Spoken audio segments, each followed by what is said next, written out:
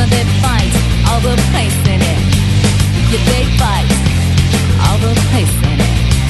Honey, sometimes they just have to let us by. I know it's not what you say, but there ain't no other way. So step on up to the place. Need to face what can spread out into the light of night. Step on up to the place. 'Cause this ain't a game. It's time to make history, yeah.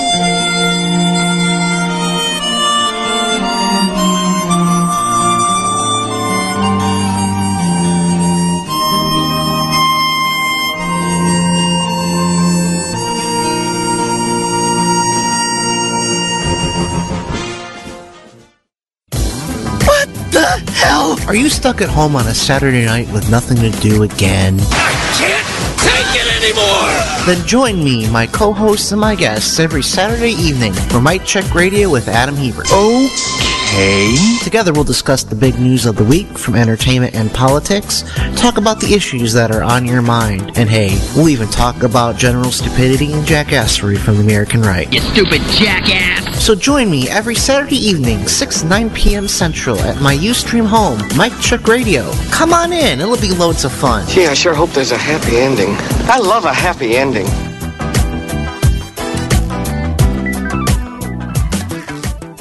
Live on all the interwebs and internets, it's Mic Check Radio with Adam Hebert. Fuck yeah! And good evening, ladies and gentlemen. I have survived to Thanksgiving break. Hurrah! Yes, I think this calls for some applause. Yes, it has been... shit! I knew I forgot something. It has been the week, the semester from hell, let me tell you. Suffice to say, I don't know if I'm going to survive fourth year Japanese. But yeah. That's hard. The kanji is the devil's written language. Yeah, I could have told you that.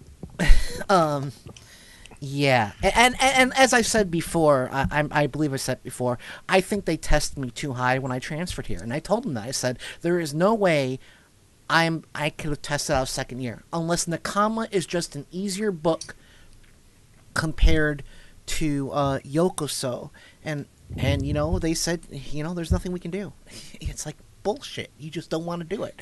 But anyway, enough about my academic tribulations. We're going to be doing slightly. I mean, don't get me wrong. Republicans are still saying a lot of stupid shit, so we're going to be talking about that. But it's are they? Oh What? yeah. Here I thought they suddenly all got smart. Yeah, but joining me to discuss Republican stupidity and jackassery is, of course, Wes Karskadden, the most badass co-host in Liberal Talk Radio. Hey. John Kendall out of our Missoula, Montana bureau. Konnichiwa. Konnichiwa. And, of course, Rob Poole out of our Baltimore, Maryland bureau. Good evening. Good evening, everyone. So, yeah, before we get down to the nitty-gritty, so what are your Thanksgiving plans, guys? I know John is going to be off next week. He's going on. I told John when he said he's going to be gone, I was like, great, I can use this drop again. Vacany moon. No. No. What? I did enough the last time. It could be worse. I could have used this when John signs off tonight. Get out of here, you disgusting worm! Yeah, we're going to be playing that. Thanks, Adam. I said Anyway, so I said I could have done that, John. I didn't say I was going to. But yeah, so John is going to be off next weekend, so we need to find another substitute co-host. And I have floated an invite to Wes Smith. We'll see what he has to say. So, what? I think we need more hot chicks in here myself. You know, you get one. That's cool. I won't ask questions. Sure. You know. and she has to be a hot chick. I mean, Yes. we can't have any, cold chicks. Because, Wait. then she'd be dead and couldn't talk. Yeah, Yeah, that exactly. would become a problem. Could you pay a hooker to be a co-host on a radio show? I See can't why pay not? anyone anything. Oh no! Can't I quit? Yeah, fuck you, Adam. I don't pay you guys jack. You don't? I thought I was just gonna get my check in a couple months. You Oh, I told see me how it is. you told me you got your Soros check already. I'm Yeah, still the waiting. Soros check. I want the Adam check. I want the Mike check, as it were. Oh. I want the Adam check. I still want my, but anywho. As for me, I will just be staying in my dorm because, first of all, it's going to be nice and quiet. And second of all, I've got shitloads of work to do. It's not even funny. But what about you, Rob? Are you going to be working? I have absolutely no plans whatsoever. Wes? Well, you two should hang out. As for myself, I'll get on the first I plane to have Baltimore. more Thanksgivings to go to than I can count.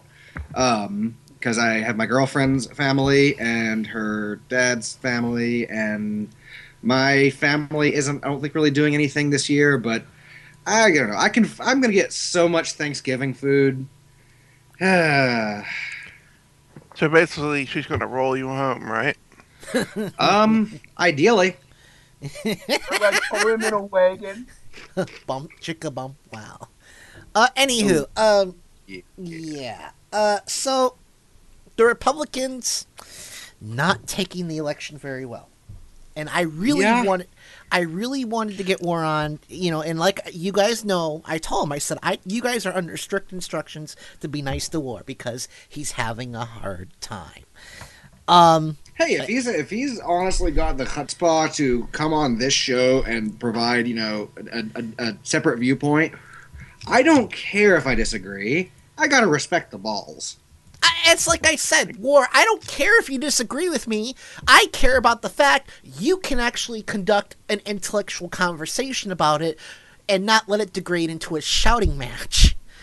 Once Yeah. upon a time, our politics actually did that. What? I know, right? Back in the halcyon antiquity, like in the 80s, I don't know, Democrats and the Republicans kind of got together and like passed laws. It was the Reagan era.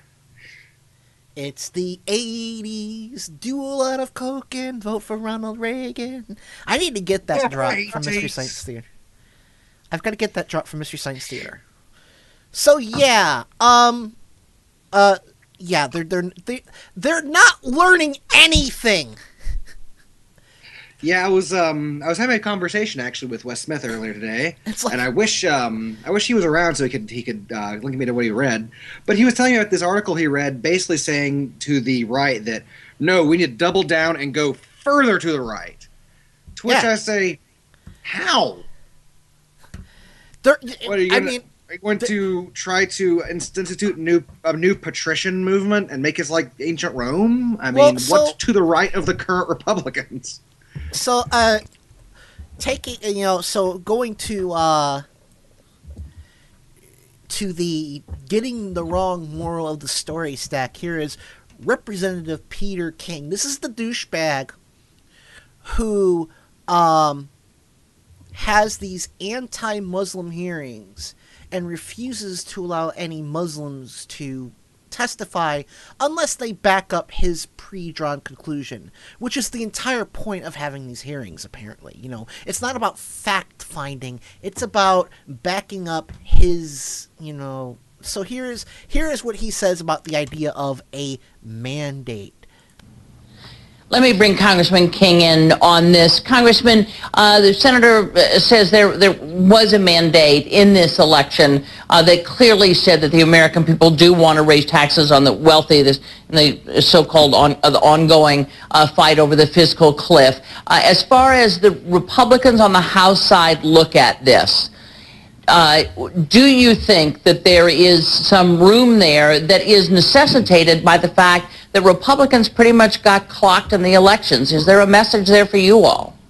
First of all, can I just say, I've not been able to hear anything that Senator Menendez is saying, so I'm relying on your interpretation of it.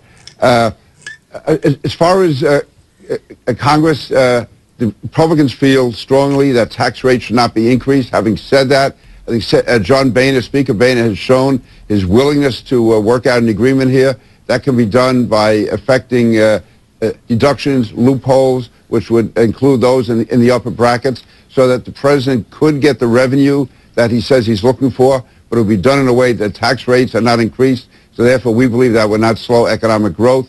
So I think there's enough on the table.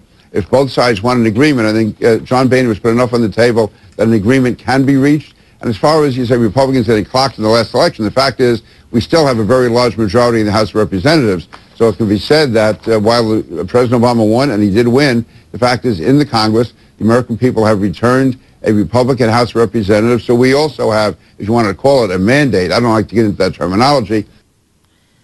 Wrong. Of course he doesn't think it should be called a mandate, because he automatically thinks that it's a gay thing, so he automatically hates it. Yeah. So let's break this down. He thinks that, okay, first of all, the only reason why the Republicans kept the House is because the Republican governors fucking gerrymandered their states up so bad it's going to take another 10 years to undo them unless we can get a court that says, no, you can't just gerrymander a district. You can't just rig it so your guy wins. Second, Good luck with that. Democrats won, what was it, 500,000 more votes than Republicans nationally. Not only that, but the GOP lost some of their majority in the House, and that's something they're neglecting. I mean, am I mistaken, or is this just not learning their lesson? I would say that's pretty much a dead-on description. It's like, okay, this didn't work, so double down. Exactly. They're saying, we lost the election, let's compromise. Here's Mitt Romney's deal. We'll accept this. No! You lost! You shut the fuck up, you do your fucking jobs, and you get stuff done for the American people. As Rush Limbaugh so elegantly stated, we played this clip last week. Republicans. I'm tired of these Democrats acting like they won the election. When somebody needs to stand up and say, when you win the election, you pick the nominees. Until then, shut up! when you win your election, when you win an election next time, until then, shut the fuck up. We do not, the losers don't have a seat at the table. That's the way it works in American politics. And that brings me to our next clip. As soon as I find it, this is from Meet the Press this week. And, you know, okay, David Gregory is a tool. I hate the man. And I feel bad for Tim Russert because Meet the Press is his legacy. And he was, you know, we didn't agree 100% of the time, but he was a fair journalist. And his son is an ass. And now he's got David Gregory taking a shit on his legacy. I mean, you know. I'm not good. I am not usually watching Meet the Press. I don't Sunday watch nights anymore. Drama nights. I don't watch anymore. I don't have, you know, because I knew David Gregory was a tool when I saw him dancing with Karl Rove at the Correspondence Center. Well, you know, but that's everything right there. You know, so here is this clip from Meet the Press this Sunday. Do you see, Senator Schumer, very quickly, a role for Governor Romney in this process? Would you like to see the president bring him in to save the negotiations over the fiscal cliff? Well, I don't. No! He lost the fucking election! There is no role for him! Go away! Yeah, you have, like, pick a vacation home and go there. Yeah, it's like pretty much once you lose an election, I mean, this is traditional. I mean, this is how it's always been. Look, you lose a presidential election, you're pretty much done. Exactly. Find me a counterexample. Exactly. It's not Theodore Roosevelt. No, Jimmy Carter. Fair enough. Well, no, because he's just doing what ex-presidents have traditionally done, which is just, you know, he works for charities. And let me tell you, Jimmy Carter has been a damn good ex-president. Jimmy Carter gets so unfairly panned. Well, that's definitely one thing that he has in common with President Obama. Yeah. And let's face the facts. Jimmy Carter only lost because Ronald Reagan was dirty dealing in the back room with the Iranians, saying, you know, if you help me by holding on to the hostages, so I win the election, we'll give you weapons. That was Iran-Contra. That was what Iran-Contra, you know. And call me crazy, maybe I'm just crazy. Sounds to me kind of like that's treason-y, vaguely treason, you know. It's treason, you know. It's got. I love how, you know, we didn't call them terrorists back then. You know, back when we were selling them guns. No. Well, Iranians we kind of did, but. Well, I remember that's my favorite thing. Anytime Afghanistan comes up, for example, I just want to say, you know, all those weapons that the Taliban has, a lot of them are stamped made in the USA. Yeah. So, here's something amusing. This is from the O'Reilly Factor. Sorry, guys. I'm going to have to subject you to Jesse Waters and Bill O'Reilly's mind-numbing stupidity. I mean, this just, wow. In 2006. And number two, President Obama is the president who spent the most. Yeah, 4 years in a row of $1 trillion deficits. So his supporters, the president's supporters, really don't know much. No, they're zombies, and they hear these talking points about a balanced approach. I think President Obama could destroy the economy, but as long as there's Obamacare, gay marriage, and abortion on demand, they're going to support the guy no matter what. Now, they seem like nice people, though. There wasn't. Did you get any people who were giving you a hard time? I mean, no. You actually had people come up to me and whispered in my ear, "Hey, by the way, I'm a big fan." Okay. Like they don't want anybody to know. But I like the fact that they weren't surly. No. It didn't seem like they didn't like. Well, they had just won the election, so I think they were feeling pretty good so about there was some themselves. goodwill. All Yes. right, if they had lost, maybe it would have. Right. Now, how extreme was the crowd going to that show? Well, inside the show, you'd have people applauding about jokes about the Palin children. That's how extreme it was. You'd have people making jokes about, white power and Mormonism and really vicious, vile, Did you think it was hateful vicious things. or just satirical? Oh yeah, vicious. Like saying saying a sitting U.S. president wasn't born in the United States. Like saying. Besides, I'm sorry. Refresh my memory. When did liberals put Hitler's fucking mustache on Sarah Palin's children's faces? When did we do that? I don't know, but that would be pretty fucking funny. It was. Just saying. You want to know why we tell jokes about the Palin family? It's because they're a fucking joke.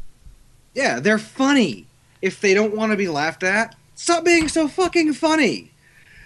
The Palin Mormonism, God, Mormonism is like ludicrously ridiculous. If I had a nickel for every time Armin, our friend Armin, we don't agree with him, but he's a nice guy. We got to give him that. If I had a nickel for every time he whined about me when I made a joke about Mormon magic underpants, I could retire. I could just do this show 5 days a week and draw a salary. Well, that means magic underpants are funny. Underpants is always funny. It's like Mufasa. Yeah, even more so if it's religious underpants. But go on. I had to say too, comparing us to zombies. Seriously. Yeah, really? we're the ones the zombies are going to be going after because we have brands. Critical thinking. We like to use our brains. Yeah, it reminds me of this one comic where it has this teabagger in his living room, and the zombies are coming through the windows, and there's a caption from the zombies that say, "Oh shit," more or less. Well, speaking of teabaggers, here's a clip I got. We didn't play this last week, but here is a clip from a teabagger idiot. Again, this is filed under missing the point entirely. Not under our umbrella. And the majority of Americans agree with us on the issues. They think that government's too big. They think government does too much. They think government spends too much. They think the deficit is a result of too much spending instead of not enough taxation. And so we are the center of America. But people also want people to figure it out. I mean, anecdotally, and then also if you look at various polls from across the last year, people want their elected officials to go and work it out, not just to go to Congress and argue with each other. We need to have some kind of progress. Does the Tea Party in a way stand in the way? Are you guys obstructionists, stand in the way of some kind of compromise? Yes. Yes. There's two things going on here. One, the voters sent a Republican Congress back, so they obviously do not want an unfettered second term of Obama. The second thing is when you're driving off of a fiscal cliff, if you're going to go halfway off the cliff, you're still going to fall off the cliff. The point is we have to stand for what's right, and we have to make sure that this country does not go off of a fiscal cliff. So what does that mean? We cannot spend more than we take in. But for the we fiscal cannot cliff, have governments. Right, so let's talk about the fiscal cliff for a moment, because I'm trying to understand then what your position would be. It looks like it's been described as some of the things that John Boehner has said. It looks like there might be a window of compromise in terms of closing some loopholes, which would really raise tax revenue. Do you see that as a compromise that Tea Partiers would be comfortable with? Tea Partiers are absolutely comfortable with flattening and simplifying the tax code. We, for years, have been saying it's too complicated, it's too big, there's too much room for social engineering and allowing politicians to determine our behaviors based on our tax code. The tax code was never meant to engineer our behavior. I'm sorry, you're Well, think about it. It gives you... think about it. It gives you certain breaks for acting in certain ways and taxes you if you act in other ways. And it shouldn't be about that. The tax code should be about raising revenue to pay for government services and infrastructure. Okay, we're done with that. First of all, thank you.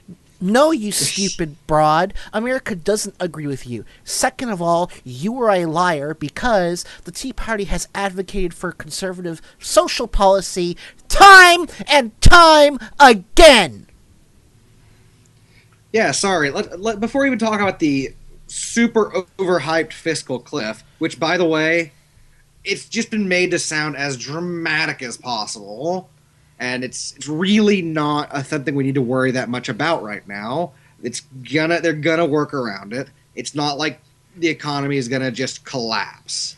It's not like the debt ceiling discussion we had last year, yeah. Yeah, it's being hyped so hard, but it's not like everything's just gonna stop. No, but and before we any talk tax. about that, Hold on, before we continue, any tax policy can be made retroactive. So if we went over the fiscal cliff, they can just pass a bill that says this tax rate is effective January 1st, 2012 or 2013. Bam, problem solved. Exactly. The Republicans. It's not set in stone. The Republicans are fighting this for one reason and one reason only. If we go over the fiscal cliff, Grover Norquist's power will be broken. He will have nothing. He will be done. And they are fighting to protect their pope. Because Grover Norquist is one of the two popes, one of the two heads of the Republican Party. He's the fiscal head, and then you've got Pat Robertson or whoever the fuck as the social head. That sounds about right. Yeah. I mean, the fucking Norquist pledge, that it's like the abstinence ring pledge. Ooh, I will never dirty myself with levying any taxes. I might get knocked up. Well, so here's another clip. Guys, I'd hate to do this to you. Since we're talking about Sarah Palin, here is Sarah Palin election night. And I'm sorry, I know some of these clips are old, but you have to understand I was way overproduced for last week. So here we go, Sarah Palin.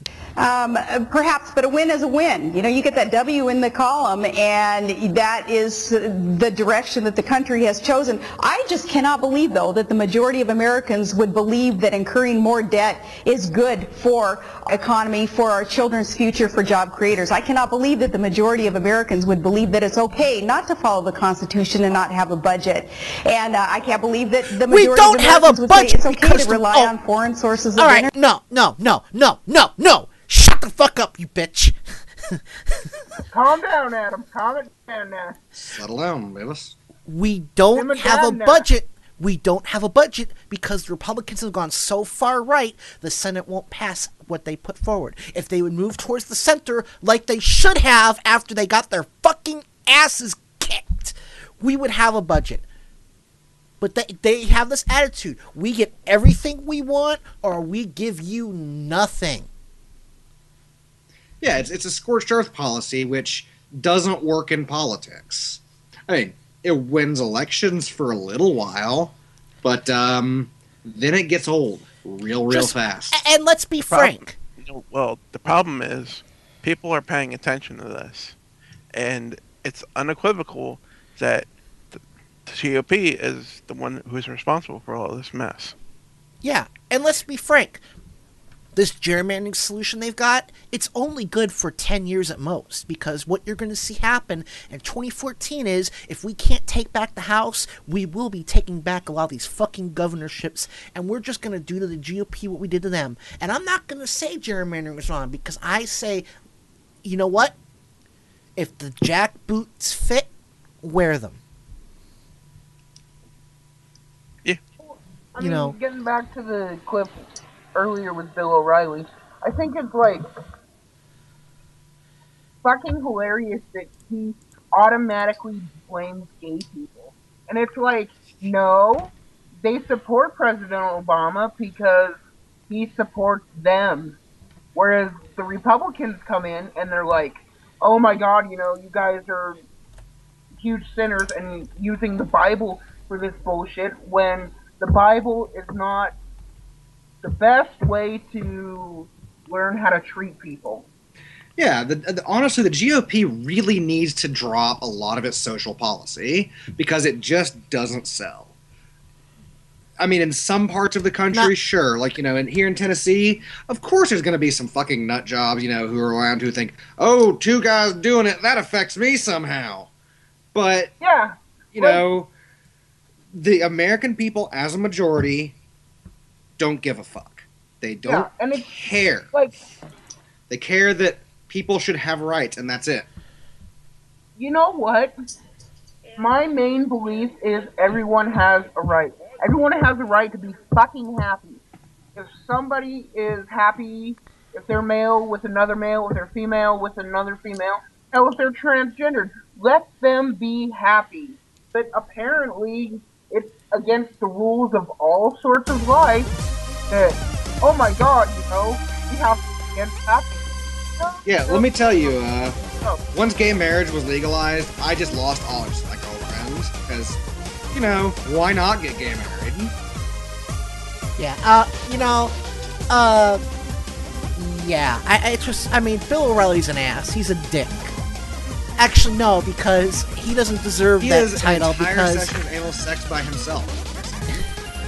Anyway, we've got to go to break. When we come back, we're going to talk some more about the insane reaction to the election from our friends on the right. This is Mike Check Radio with me, Adam Hebert, Wes Karskad, the most badass co-host in Limo Talk Radio, John Kendall, and Robert Poole. We will be right back.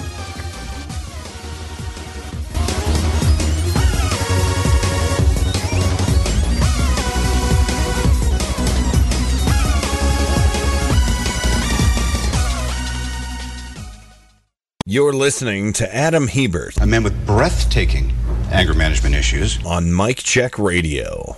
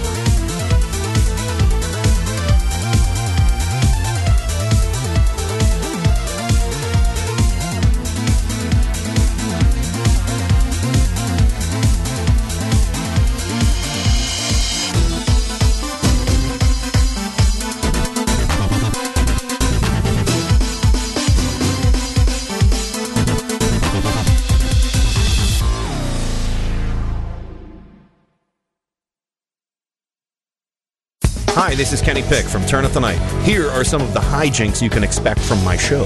Also, news just recently came out about a 15-year-old girl, I think, over in the UK. Yeah. Who's only eating McNuggets, and this 15-year-old get real sick. Yeah, her tongue swelled up and she collapsed. What's the technical medical term for eating nothing but chicken nuggets? I think that would be suicide.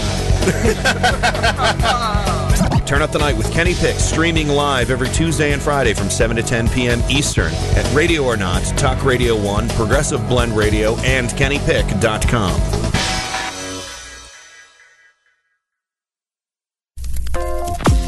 Hi, friends. This is Tom Hartman. This is Stephanie Miller. Hey, this is Hal Sparks. I'm Brad Friedman. I approve of Nicole Sandler's RadioOrNot.com. Radio or Not. Radio or Not. RadioOrNot.com. RadioOrNot.com. RadioOrNot.com. RadioOrNot.com.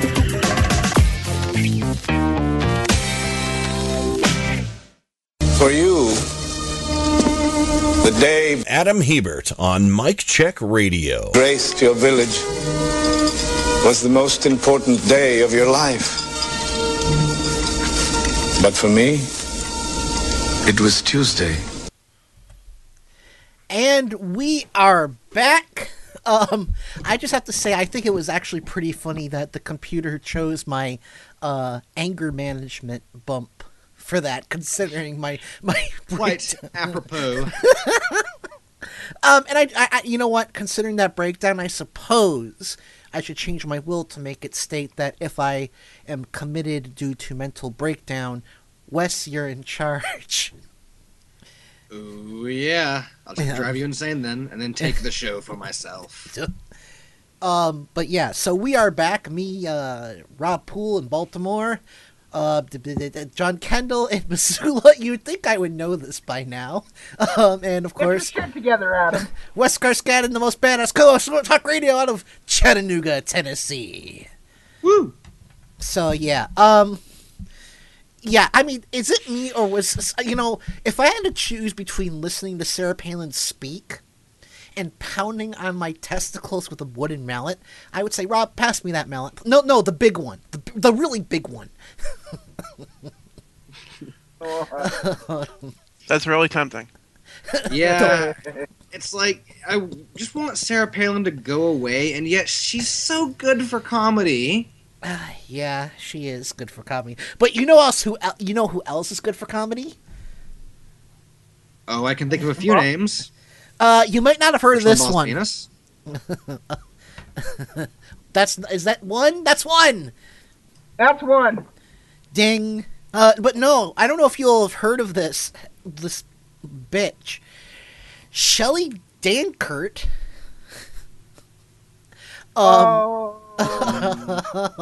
She released this 24-minute long internet tirade on YouTube, just ranting about the election. She's a Republican. Oh no. This is comedy gold. Here's cut one of Shelley Dankert, and I'm gonna give you guys warning. This is not safe for work in the slightest, which makes me so. You know what? I think that if we ever do get an offer to be on terrestrial radio, we're going to have to weigh that very carefully, because we won't be able to play audio gold like this. Here's cut one from Shelley Dankert. All of the fucking bastards who have said over all of these years that Obama has to go, yet I can make 15 fucking posts on Facebook and not fucking one of you will share it with people who don't want to see it because you don't want to offend somebody. Well, how do you like it tonight? How do you like the fact that Obama won the fucking election? Is that settling well with you? It is. It's not settling well with me. I like have That's too busted bad. my ass. You better get used to it. Hold on, John. I have busted my ass over the last 4 years. I just got a computer 4 years ago, so excuse me, it took me about a year to teach myself how to properly use it. I had 220 videos on my first YouTube channel. I think it was 200 videos and 220 subscribers, with almost 1 million views on all of those videos. Conservative videos that you people didn't share. Because you didn't want to offend people that might not agree with what you posted, yet you'd like what I posted, and some of you not even bothered to do that. Figure out how to use the fucking internet or get the fuck off of it. Yeah. We should really take a minute to thank Kenny Pick for this audio, because otherwise, I mean, the only reason why we didn't run this last week was because I did not have time to go through a 24-minute tirade and pluck out the best bits. You know. Yeah, I just want to say, somebody didn't share your things on the internet. Oh, maybe they didn't agree that hard. You son of a bitch, Wes! How dare you not share everything? How dare you decide you want to have friends? Yeah, I'm just gonna hive mind link with everybody, and just post literally everything all of my friends post because I feel strongly about it. Everything.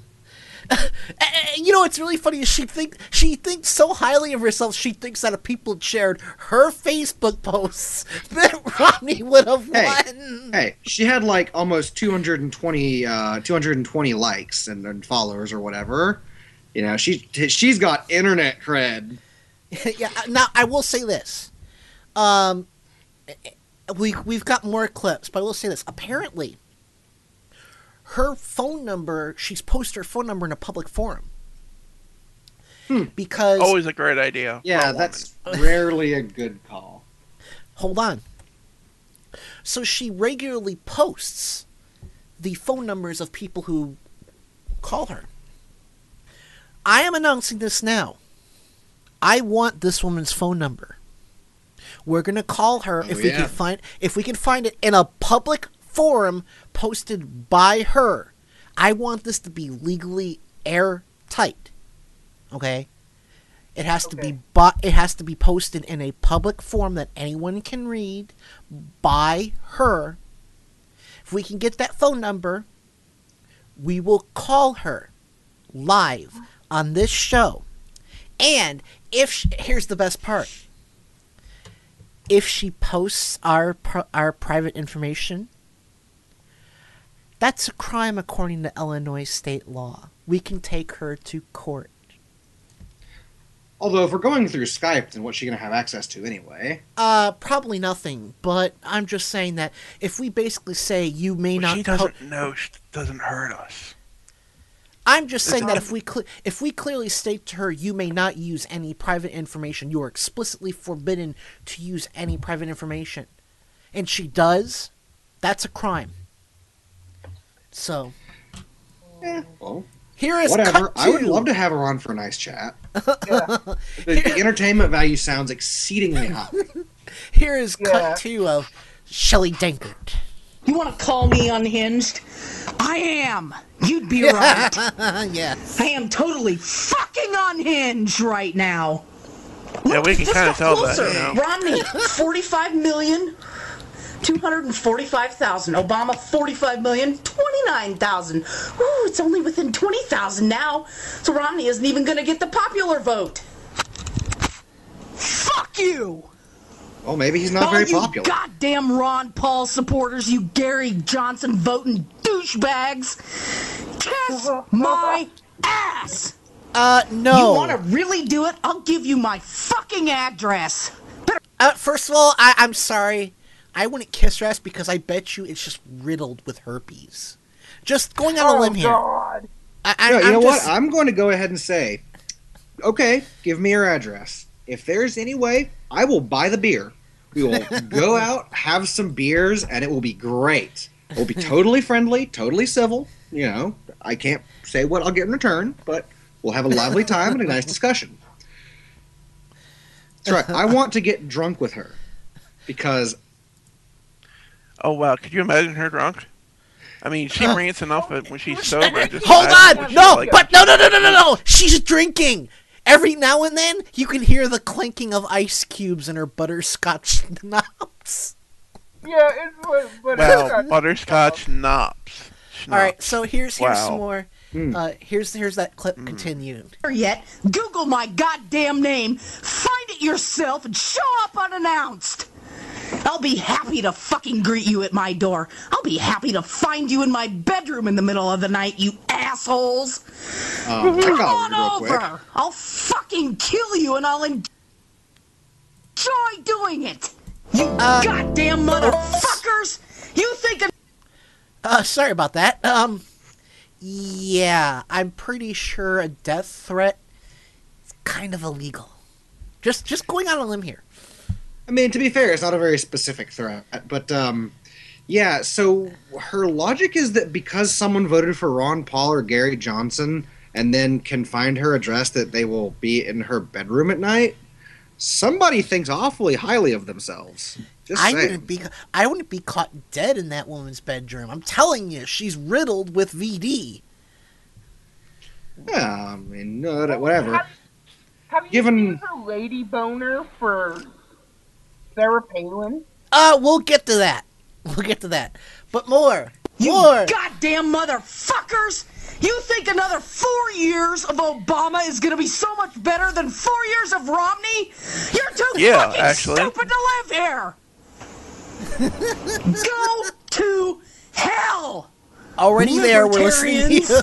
I just want to say, if I were the one this was... I'm already there. I'm listening to you, bitch. So, Adam, what's it worse? Listening to this or watching Birdemic? Wes, do you have a copy of Birdemic handy? Not around. I know can get access to one relatively quickly. Actually, scratch that because Birdemic is up for instant viewing on Netflix. So, oh God. Birdemic watching party! Ooh, nah. Don't you puss out on me, you.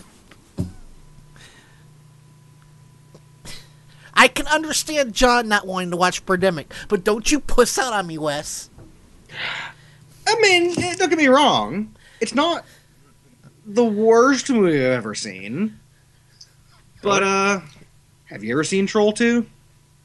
What about the Twilight series? That's the one where the kid pisses on the food, right? Yes. It's called Hospitality, and you don't piss on hospitality. Important safety tip. Thank you, Egon. I mean, Wes. Anywho, more of Shelley Tankard, internet superstar. You fucking bastards, you think you voted for something. You didn't vote for shit! You helped Obama win, you fucking assholes. And there is a very large segment of this society that will never forgive you for that. So fuck off! I just want to say that if I had to choose between voting for Mitt Romney and shit, I'd be punching for shit. Yeah. What she's not taking into account here is that a lot of the people who she's taught, these Johnson and Paul voters, didn't like Mitt Romney. And if you don't like somebody, generally you don't vote for them. Right. So I'm sorry. Am I having too much fun with this bitch? No. All right. Lord knows So I've never said that phrase. here is more of internet superstar Shelley Tankard. So, Obamacare stands. We are now officially, the United States of America is now officially a socialist country. What? Actually, we are? You got the free Obama phones. Ring, ring, ring, mean ring, the Obama regular- phone. The people who thought Obama was going to pay for their gas, although it's only gone up in his administration. I'm sure. Yeah, I People wonder who why. think their health care is now going to be free, and who the fuck knows? It may now be in the next 4 years. Oh my because God! The single-payer No. system is exactly what Obama was going for, which is why Obamacare had to be defeated in the first place, which most of you didn't bother to fucking figure out. And now we're stuck with it. Thank you so much. First You're of all, welcome. at no Hey, lady. point, Hey. hold on. At no point did President Obama argue for single payer. You stupid whore! I just want to say, okay, I'm assuming, based on everything we know about this lady, that she has all the appropriate lady parts, has a female reproductive system. So, for women, for Obamacare, yes, you should be thanking you. You're welcome. Because when you got to get some mammograms or you got to get some, any kind of reproductive procedure, that's going to be covered now. Mm-hmm. Oh, here's the best thing. I'm looking. She's got a page on Encyclopedia Dramatica. I want that link. Go irony. Here's the opening statement. Shelley Danker is a Republican lesbian from Norfolk, Nebraska. Danny in Montana asks, who are we listening to? So let's pause for a minute to bring Danny up to speed, because we're helpers here, right? We are listening to a woman by the name of Shelley Dankert, who, as you can tell, is quite unhinged.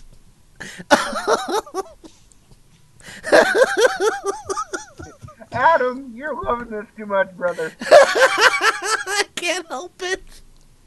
I'm laughing like the joke. Deep breath. Yes. So yes. I want that linked Encyclopedia Dramatica later. But we got to get through these clips because we're 10 minutes shy of a break. So here's more Shelley Dankert. You ignorant fucks. You may as well go to Canada. Move up there. You want to experience their health care? Go on. Move up there. Fuck, go to England. I wouldn't mind. Trying to get rid of their national health care system. Hold on. Okay, first of all, she's lying about that. The English like to complain, but they actually like their health care. Second of all, can you hear the ice cubes? Yeah. I missed that. Yeah, I think she's a little sauced up. I mean, not that I can judge. Who would not get drunk on election night? I mean, well, you were at least sane, Wes. You were on the air with me. Although I didn't appreciate the fact that you as soon as the election was called, I'm going by, click. I was like, Wes! Yeah, sorry. We were all really drunk. We were at a party. And, it's okay. I'm not super bad. But anyway, so She did at the Olympics. Why do you think they did? Because it's failing, that's why. Just the same as their country's failing. Just the same as every other fucking socialist country in the whole world is failing. I almost said in the United States. Oh, wait, now, the United States is one of the socialist countries. Thank you, motherfuckers. Sorry to those of you who think I'm a nice girl. I'm not. I'm a bitch. I swear, and I don't give a fuck who hears it. I've been sick and tired of being nice. I've been nice online. You want to see me become a bitch? No, you don't. Nobody does. I won't. I'll calm down. I won't be. I'll calm down. I'm really pissed off tonight. I have busted my ass. I have spent thousands of hours. And I have more hours to spend than most of you. I realize that. I don't have children. I live alone. I can spend all of my free time dedicated to working online. And all of the hours that I've spent online working for you people is how I see it. For this country is how I see it. And you people don't even share the shit I post. You don't like on YouTube, or you say you liked it on YouTube, but you don't because I can see it reflected in the goddamn results on my YouTube channel. Thumbs up. You'll write in the comments section on Facebook. Well, you know what? That doesn't count on YouTube. Figure out how to use the fucking internet or get the hell off of it. This just in. Woman fails at using the internet, doesn't get popular magically, and gets angry about it. She's mad. Welcome to the internet. She's mad because people are choosing to keep their friends over promoting this batshit crazy broad on Facebook. Yeah, I mean, of course, I'm personally not too worried about censoring myself that much, but some people, don't want to link a video that is full of swearing like this one is. Yeah, I mean, some people have their mothers on their accounts. Yeah, do you know how many times I get yelled at by my mom for dropping an F-bomb? It's like, look, I'm a big boy. I'm almost 32. Yeah, I mean, All right, still. I don't have much room to talk, but you really should probably rent it in from your mother. I don't have much room to talk. So here is more of Shelley Dick. God all fucking mighty. I am so sick and tired of this shit and you people that just think you have it all figured out. There ain't fucking one of you that fucking do. And that's not to say I have all the answers. I certainly don't. I thought this election would be a landslide, but I've been thinking that for almost 3 years now. I seriously it's doubt a little hard to change your mind once you've been convinced of something long ago. Yeah. Yeah? Thank you for proving that. Really? This... Oh, Jesus Christ. Let me see here. Where is This she? lady is brain burning. I know, right? So we got 2 more of Shelley Dankert. And yes, for you snoops, that's an ashtray. There's a trash can on the other side sitting on the couch that the TV's sitting on. Next to my computer screens, I've got that one shut off because I couldn't stand to look at it anymore because that's the one I've got Facebook up on. So I shut the fucker off and went outside for a walk. I've got chips over here because that's what I had for supper tonight with my, what do you call it, cheese dip. That was my supper, thank you very much. Because I didn't feel like I had the time to make something. Cigarettes, my beer, and my goddamn butterscotch schnapps. Wah, wah, wah. Eat me. Ugh. You're mixing Okay, butterscotch schnapps and beer? First That of doesn't sound all, very good at all. Notice what she's saying. How dare you look at my vid? Yeah. You know, It's look like at my video. It's Don't the camera, look. man. It's just an echo chamber. You're talking pretty much to yourself. If you're so concerned about people judging you by the shit that's in your background, that means you know. You know better, and you know better. Well, Otherwise, you wouldn't be so sensitive about it. Yeah, all she's doing is fishing for controversy. I mean, Yeah, like, I mean, she's the one pointing it out. yeah, like when I first watched that video, I didn't care. Like, oh my God, there's chips there. Oh my God, Yeah. these chips. Nobody's judging. I eat chips too. It's okay. I just, like I said, she's like, you need to share my videos. Don't look.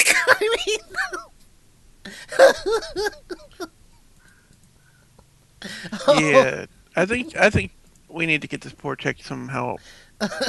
And seeing a system with socialized health care, she could probably afford the psychiatric help she needs. Yeah. All right, here's the last one of Shelley Dankert. I don't know why the fuck I've bothered. Jesus Christ, I can explain this shit. I've written this shit out in blog posts. I've posted it, and a few of you would share it, say, oh, that's a great blog post. And then there it dies. It's over. It's been 8 months in a Palin group. For what? I feel I'm so goddamn mad at Sarah Palin tonight. Group? I could spit nails at her.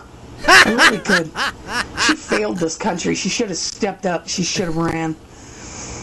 I know she has small kids. Everybody makes sacrifices. Sarah. Yeah. Wow, she's blaming Princess Sarah. Wow. I think Dude, what we're watching is this Messiah complex just completely fall apart because Sarah Palin didn't somehow save the day. It's amazing. Well, I think it's funny that... I want to send this to a psychoanalyst. Well, okay. First of all, I think the psychoanalyst would say, obviously, this woman has issues. But, no, I think Sarah Palin should have run too. So the results could be even more lopsided. God. Oh my God. Yeah, it would have been pretty awful.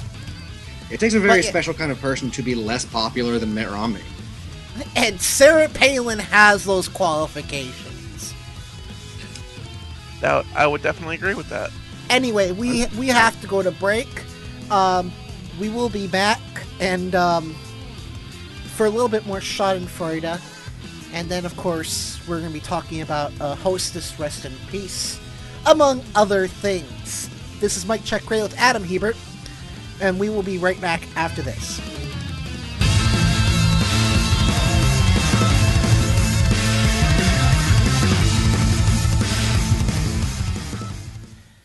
Mike Check Radio with Adam Hebert. Was awkward and uncomfortable in more ways than one.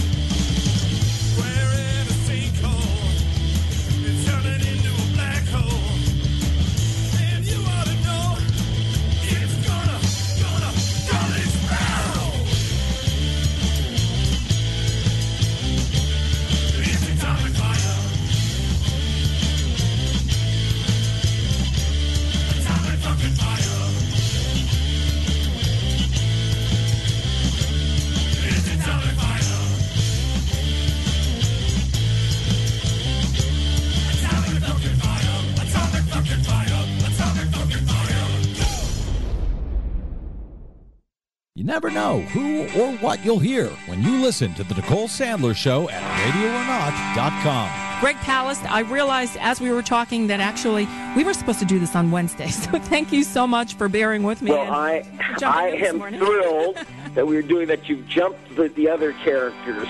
Because, Nicole, I just think that your show is brilliant, and I want to thank you because my stuff may be prime time in Britain, but here I keep slamming into the electronic Berlin Wall, and you have snuck me across and into the information stream, and I hope that your listeners are aware of how important and precious your program is, so I want to thank you. The Nicole Sandler Show, live Monday through Thursdays at 10 a.m. Eastern, or podcast anytime at RadioOrNot.com. This is Stephanie Miller. Hi, this is Tom Hartman. Hello, everybody. I'm David Schuster of Take Action News. I'm Brad Friedman of BradBlog.com. Hi, I'm cartoonist and agent provocateur P.S. Mueller. This is Nicole Bell of CrooksandLiars.com, and this is... You're listening to and watching Filter Free Radio. Filter Free Radio. Filter Free Radio with Jacob Dean and Skeptical Scott. Jacob Dean. With Jacob Dean and Skeptical Scott. You can't have for-profit programming in the public good. That's a contradiction. Because realistically, if it's for the public good, then it can't also be for-profit. That's sort of the notion of why we need more PBS and NPR and nonprofit co-ops and whatever you can find in terms of nonprofit media. That's sort of what we're doing here. And, there's no real reason to make money off this, because if we did, it would really conflict with what we're saying. FilterFreeRadio.com. What the hell? Are you stuck at home on a Saturday night with nothing to do again? I can't take it anymore! Then join me, my co-hosts, and my guests every Saturday evening for Mike Check Radio with Adam Hebert. Okay. Together we'll discuss the big news of the week from entertainment and politics, talk about the issues that are on your mind, and hey, we'll even talk about general stupidity and jackassery from the American right. You stupid jackass! So join me every Saturday evening, 6 to 9 p.m. Central at my Ustream home, Mike Check Radio. Come on in, it'll be loads of fun. Gee, I sure hope there's a happy ending. I love a happy ending.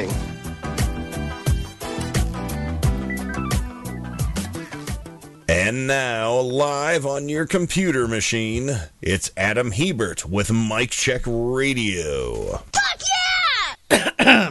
Yes. All right, I think I've recovered from that, Hey, Adam? Yes? If you're watching the chat, apparently somebody has a number but I don't Rev, want to dial it. No. I want this to be her number posted by her in a public forum, because then she can't say, "You're invading my pri-" Go to hell! You're invading my shit. You get what I'm saying? I want this shit to be airtight. I don't want... So yeah. Thank you very much, but Rev, we're gonna pass unless we can. So, yeah. And of course, during break, Wes was like, "We should talk about some real news." Wes, come on. I'm not saying the election's not real news. It's just there is shit going on. All right. Yeah.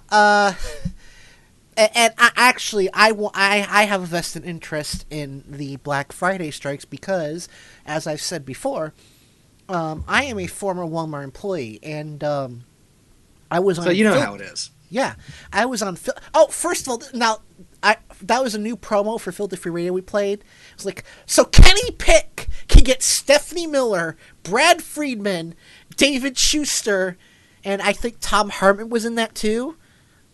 He can get them for promo for Jacob Dean, but not for Adam Hebert. Kenny, come on. Yeah, man. We're getting there. We gotta build up the rep. Yes, we need to build. I want Kenny Pick to say, yes, I'm gonna bring Mama in on this and get her to make a promo for Adam. But yeah, I was on Filter Free Radio with Jacob Dean, the Skeptical Scott, not last Wednesday, but the Wednesday before that. And we talked about my experience at Walmart. And it is horrible. I mean, it's backbreaking labor. I mean, I worked there for about 5.5 years. 3 of those years was in the parking lot working overnights, pushing carts, and throwing freight on the inside. And all I have the show for is a pair of bad knees. And it's probably, part of it is probably weight, but most of it is just the work, you know. And of course, because they cause me so much pain if I'm too active, I keep gaining weight, you know. Yeah, it's Walmart. It's exactly the point that the right doesn't seem to understand when they talk about, you know, whenever labor rights or anything come up, is that, you know, capitalism and profit is a tool in a country's toolbox. Mm-hmm. It is appropriate to use it sometimes.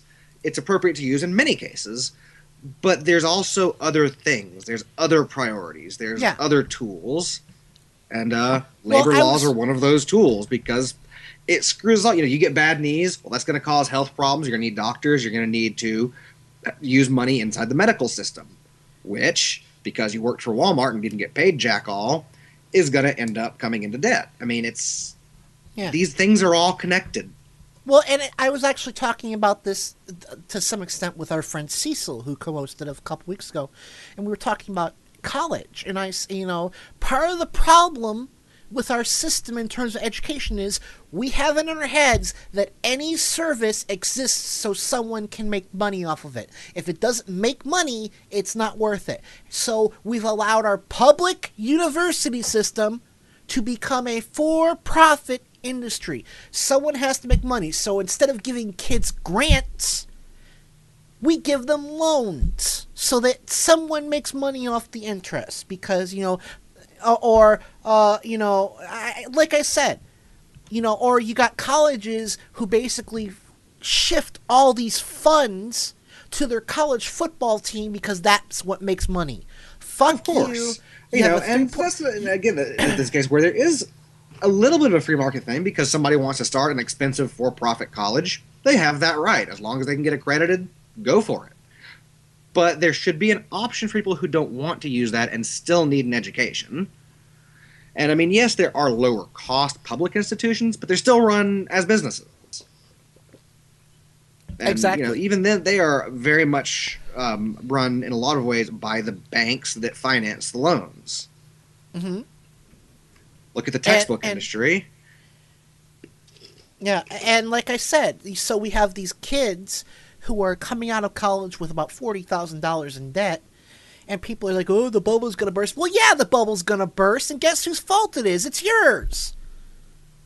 You know how much it would cost to send every college-age child in America tuition-free to a public university? About $100 billion. How we can... That's 1/10 of the federal military budget. Every maybe if year. we stop bombing so many people, that might help. Maybe instead of advertising the military as a way to pay for college, we should swap that around and say college, and you graduate, you might be able to become an officer in the military. I'm a full-time college student, but because of our views on college, which is someone has to make money off me, I have to, not only do I have to go to class 5 days a week, I've got to work as much as possible. And then I don't have time for my homework, and then I fail a class, and then they want to yank my financial aid. Well, you obviously just want stuff. Well, the stuff we're talking about is services a government is supposed to provide. Yes, I'm like not education and healthcare and it's not free. The basic needs of life. It's not free. It's you go tuition free because the government's paying for it. You pay that back because you're paying higher income taxes because you're a productive citizen. Right. You're going to make more money if you have a college education. Therefore, you're going to pay more taxes. But you'll also be taking home more money. And thus the economy will be moving and flowing as it should, rather than just all the money stagnating in one place. Exactly. That's the way it works. You spent... My income is your... I fucked that up. Well, they love to talk about balancing the government budgets. Well, if you were taking home... Let's say even absent the whole college issue, let's just say that your take-home wages were mandated to be higher, period, then you would be paying more income taxes, therefore you would be paying more into the government system, which could then provide those services. It's not that complicated. And that's kind of the problem that we have right now. We have these top earners that are basically eating up most of the income, and they're not spending anything. Yeah, and they're not paying taxes on a lot of it either because there's so many loopholes. If you're making X amount that you can shuffle around, and you can hire people to do this full time. Like Mitt you can Romney hire people did. full time to cook your books. Yeah, like Mitt Romney. Most people with that kind of money do. Because wouldn't you do it if you could? You got a ton of money. You want to keep it. Unfortunately, I don't have a lot of money, so I don't have someone who can push my money around and make basically. Well, especially in a global economy. I'm not even saying guarantee free tuition. Feel free to put strings. You should say, okay, if you can keep a 2.75 GPA, a C average, straight C average, tuition free. What's wrong with that? I have a 3.8. I still have to take out $10,000 a year in loans. How is that right? Yeah. I mean, obviously, I'm on a show with you, so I'm biased, but, you're an intelligent guy. You could give a lot to society with whatever you choose to do. So could everybody here if the means were more accessible. And like I said, if I don't graduate because I run out of money, I still have to pay those debts.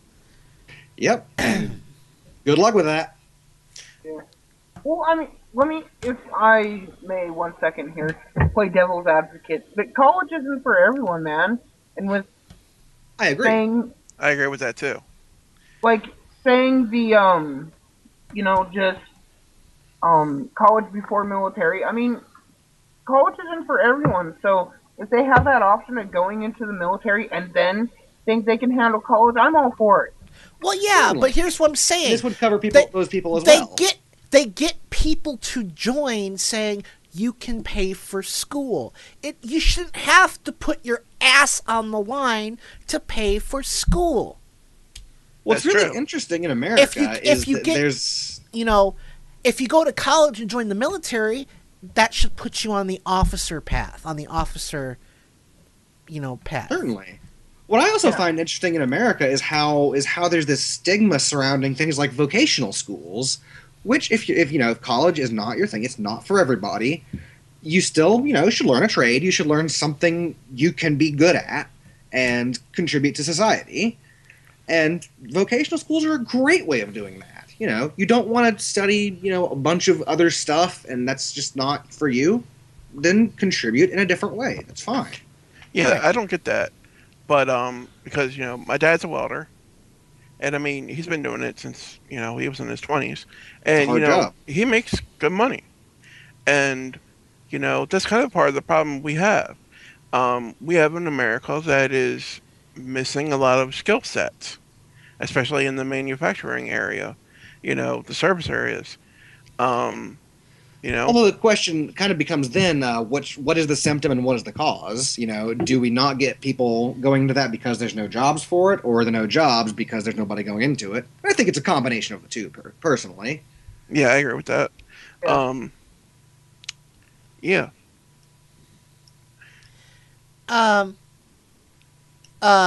And I, like I said, it's just this idea that someone has to make money off of everything. Yeah. And I'm sorry, that's not the way it should be. Well, I mean, getting back to the trade issue, like, anybody now, like young kids, man, they want to grow up and they want to be, fucking rich. Like, whatever happened to, like, I'm going the American dream route, man. Like, what happened to that? Like, working hard and, instead of just like... It's got to be, I don't want to just be well off. Because I want to be, a billionaire. You know what? I don't want to be a billionaire. Fuck that noise. No, I don't want to be rich. I'd rather be happy than rich. I want to be comfortable. I want to not have to worry about, the money running out at the end of the month with bills still to pay. That's all anybody really wants, is to have a comfortable life. Yeah. Believe it or not, we don't just want stuff. I'm not knocking the military, by the way. Remember, I'm an army brat. All I'm saying is that they dangle and say, if you do this, if you sign up to risk your life, you can pay for college. Serving in the military, serving your country that way is perfectly honorable. But they use people's desperation. Yeah. Oh yeah, I've read an interesting argument that essentially our military right now is more like a conscript than a volunteer force, because for a lot of people it's their only real option. Yeah. Yeah. And I think the guys who go to the military, very important job, but it should be guys who have chosen it for the right reasons, which would give us a very small army probably, but I don't think that's necessarily a bad thing. No, but no, to go back to to steer this back to where we started. I'm sorry, it's partially my fault. I'm just saying that it's this part, a lot of the problem we have in this country is this mentality. It's like, we'll talk about Hostess closing later, but it's like, okay, so Walmart basically says we don't want union, and they, again, when I was working there, they always said, you don't need a union, Adam. You can come talk to me personally. It's like, talking to you doesn't get me a fucking raise. I was there for almost 6 years.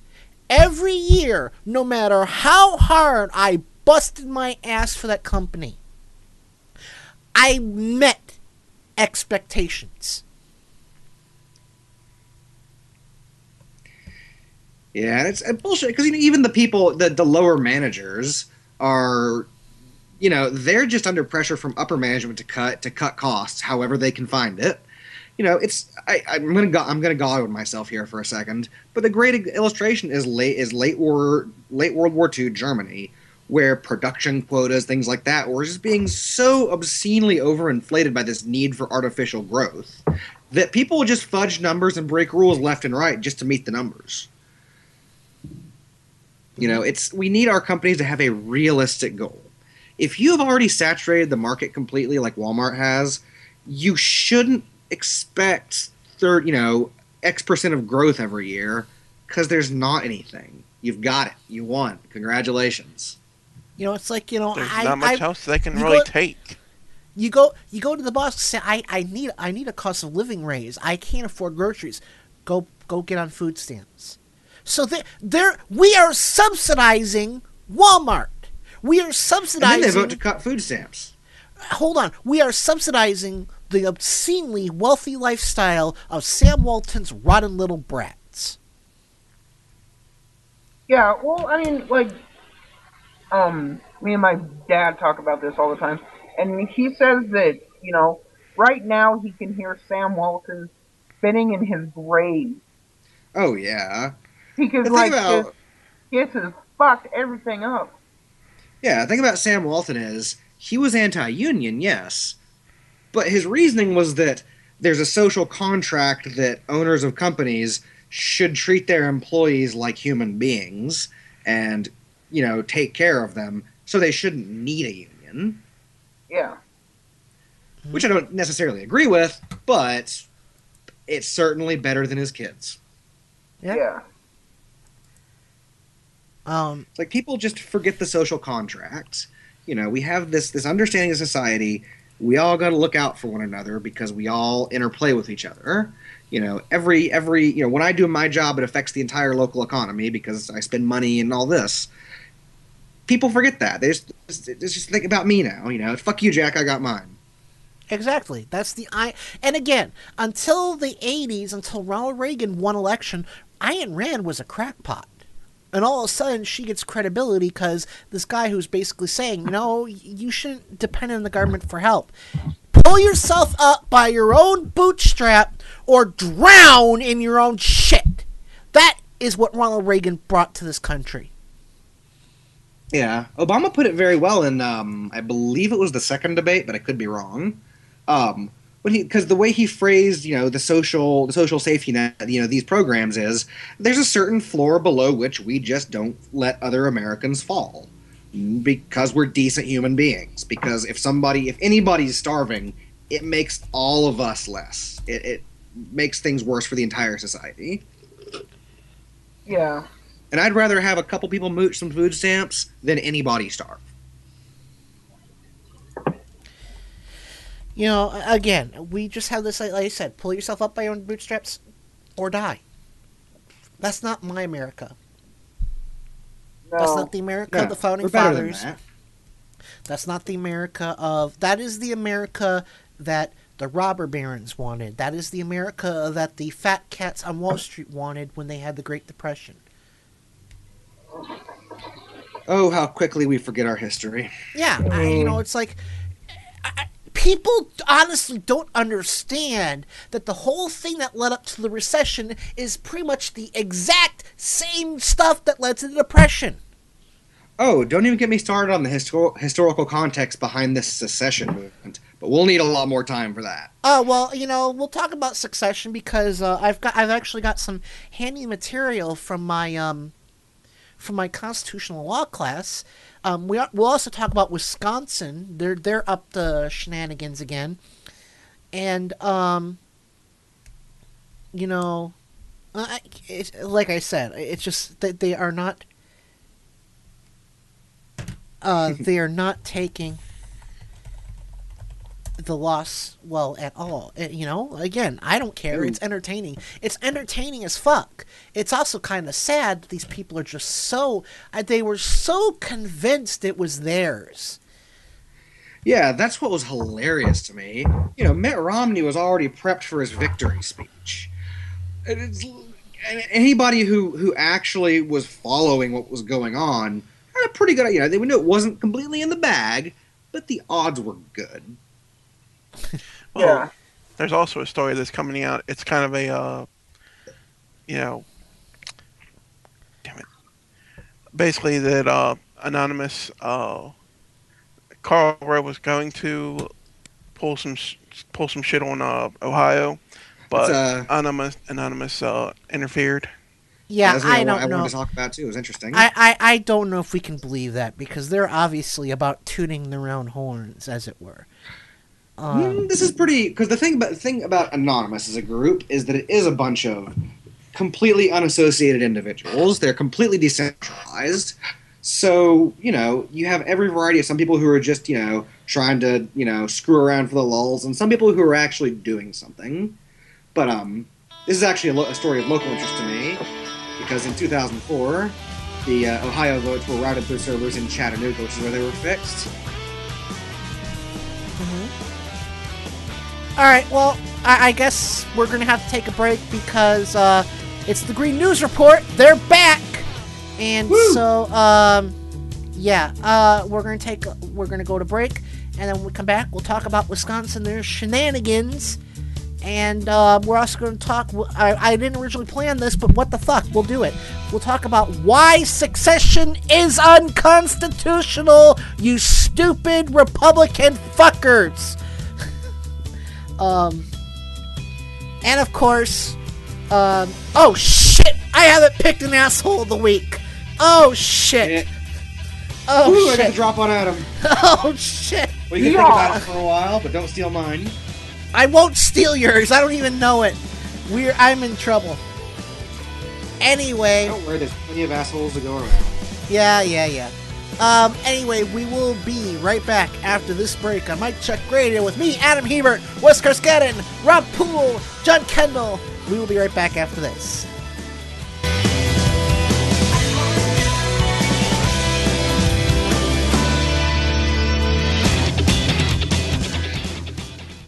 If Shinji is denser than lead, then Adam Hebert is off the atomic scale. Really? Yup. This is Mike Check Radio with Adam Hebert.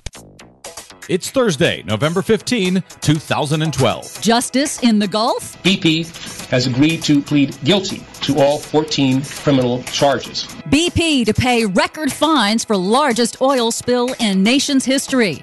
California launches landmark cap-and-trade system.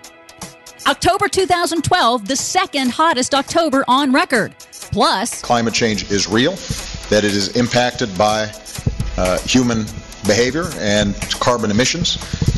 And as a consequence, I think we've got an obligation to future generations to do something about it. The Superstorm Sandy effect. Obama says it's time to tackle climate change.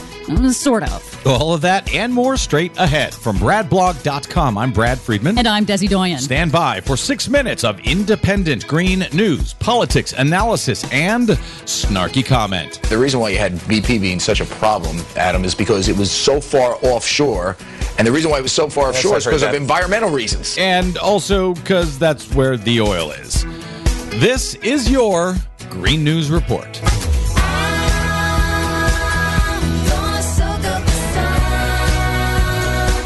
Okay, Desi Doyen, a very, very big news day today. Finally, some good-ish news out of the Gulf. Yep, some accountability. Oil giant BP will pay a record fine and plead guilty to unprecedented felony criminal charges for the disastrous 2010 Gulf of Mexico oil spill, the worst in the nation's history. The $4.5 billion settlement includes a record $1.3 billion fine, $3 billion in penalties and other payments to federal agencies, and 14 criminal charges that include 11 felony manslaughter counts for the deaths of 11 crew members, and 3 high-ranking BP supervisors have been indicted on felony manslaughter and obstruction of justice charges. U.S. Attorney General Eric Holder, in a press conference on Thursday, called it unprecedented. BP has agreed to plead guilty to all 14 criminal charges, including responsibility for the deaths of 11 people and the events that led to an unprecedented environmental catastrophe. So the company has agreed to plead guilty to 11 charges of manslaughter. Who is going to jail on behalf of the company for that manslaughter? No one. The company does not go to jail, but it is possible those 3 supervisors could go to jail after trial. So that whole thing about corporations being people, pretty much not true? That's right.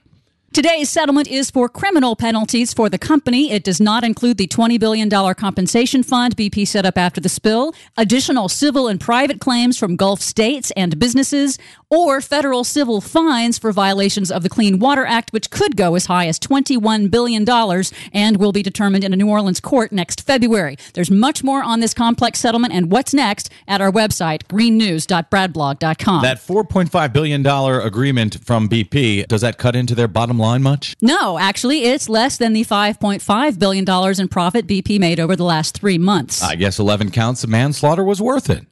Also notable, on Wednesday, in his first press conference since re-election, President Obama acknowledged the devastation caused by Superstorm Sandy. He also said the trend toward increasing extreme weather events means that he will take some kind of action on climate change. You can expect that you'll hear more from me in the coming months and years about how we can shape an agenda that garners bipartisan support and helps moves this agenda forward. This one's hard. But it's important. Based on the evidence we're seeing is that what we do now is going to have an impact and a cost down the road if we don't do something about it. And how are environmentalists reacting to those remarks at his press conference? It's pretty mixed. Some outlets criticized him for being less than vague, putting climate change way down the list behind tax negotiations, the economy, and job growth. A new poll shows, though, that now even more Americans are making the climate change connection with extreme weather. Right-leaning pollster Rasmussen released the results of a poll taken prior to the election showing that 68% of American voters believe global warming is either a very serious or a somewhat serious problem. In the meantime, NASA says October 2012 was the second warmest October for the planet. But the National Oceanic Atmospheric Administration says it was only the fifth warmest on record. That's due to their different data sets. Both, however, agree that 2012 is on track to be the hottest year in history. Finally, California officially launched its landmark cap-and-trade emissions market on Wednesday with the auction of the first-ever carbon permits for greenhouse gas emissions by polluters in the state as part of its landmark global warming law signed by Republican Governor Arnold Schwarzenegger in 2006. Revenue will go into a greenhouse gas reduction account with funds to be used to promote clean energy and energy efficiency retrofits. Blue California has a red governor sign a green bill. I'll take it. For more on all of the stories we covered today, please check out our website at greennews.bradblog.com.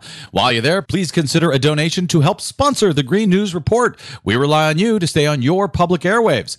Also, remember, you can download us anytime via iTunes, listen to us on your mobile device via Stitcher Radio, find us and like us on the Facebook, and follow us 24/7 on the Twitters at Green News Report. From bradblog.com, I'm Brad Friedman. And I'm Desi Doyen. And this has been your Green News Report. California, I've been blue since I've been away from you. I can't wait till I get going. Even now, I'm starting in a color. California, here I come, right back where I started from. The More Me Show with DJ Downtown and Eddie Herradura. Live from our nation's capital every Sunday at 5 p.m. Eastern with hilariously scathing inches from the Beltway analysis of this week's political and social developments. The More Me Show at ProgressiveBlendRadio.com and RadioOrNot.com.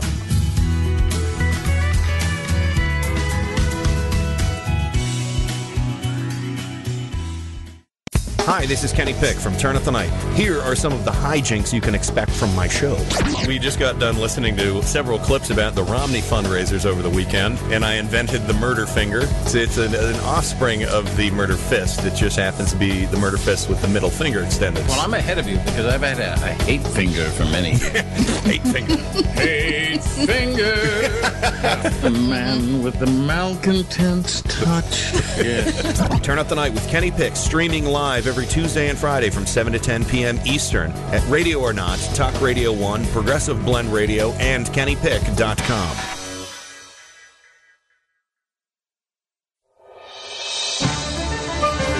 This is Mic Check Radio with Adam Hebert. And we are back.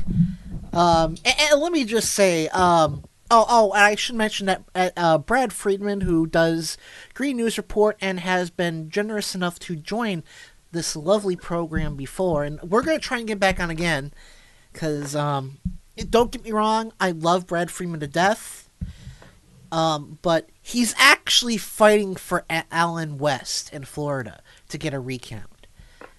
I'm sorry, we have to follow the law. The law says this threshold has to be met to trigger a full recount. That threshold has not been met. Therefore, Allen West can, go fuck himself. And I get what Brad's doing. He's like, we have to have the same standards everywhere. All right, that's fine. Florida has set the standard. They said there has to be at least a point. The margin has to be less than 5%, less 1/2%. In order to trigger a full recount in any race. That threshold has not been met. That's standard. True, although politicians do still have the right to ask for a recount, and I agree he's well within his rights to ask for the recount, to petition for it, and make a case for it. I don't think he's going to win it, and I hope he doesn't because I don't care for the guy. But the reason that we can consider ourselves the more thoughtful philosophy is because we apply the law equally to them as well. We think that they do have the same rights. Well, I'm just saying. I mean, don't get me wrong. I'm not bashing Brad Friedman. Love him to death. I actually thought about asking him on this week because, I wanted to say, what are you doing? This guy's certifiably insane, and you're fighting for him after everything he's done? Okay, let me tell you, this was alluded to last week when we had Shano and Danielle on. He had Nicole Sandler of Ready or Not arrested at one of his public town halls. She was a constituent of his district. So she had every right to be there. She had every right to ask him a question. She just asked him, what are you going to do about what can we do about Social Security? And he had her arrested. She was thrown in jail, pepper sprayed, left in a cell for days. Look, yes. I'm sorry. Allen West deserves no consideration. The only thing he is entitled to is to go fuck himself. Go fuck yourself, Allen West. No, Adam. But you can't claim to have the moral high ground unless you take the responsibilities that come with it, which includes applying the rules equally to everyone. But again, I'm not saying let's not apply the rules equally. I am saying the rule. This is the rule. The threshold has not been made. He is not entitled to a recount. I have to look at the specific laws, but if that's the case, then well, sure, that's different. But I'm sure that there are mechanisms for requesting a recount. But anyway, he's basically trying to wear his opponent down in court to where Patrick Murphy can no longer fight his frivolous lawsuits, and then he wins by default because he's got unlimited money from the Cokes. That's what's going on here. That is what's going on here. That is the only way Allen West can win, is if he drives it to the point where Patrick Murphy just can't go to court anymore. Because he's probably just being a sore loser, to be honest. Someone needs to get that man a sore loserman button from 2000. And actually, on the Allen West front, breaking news, apparently late last night, his request for a recount of St.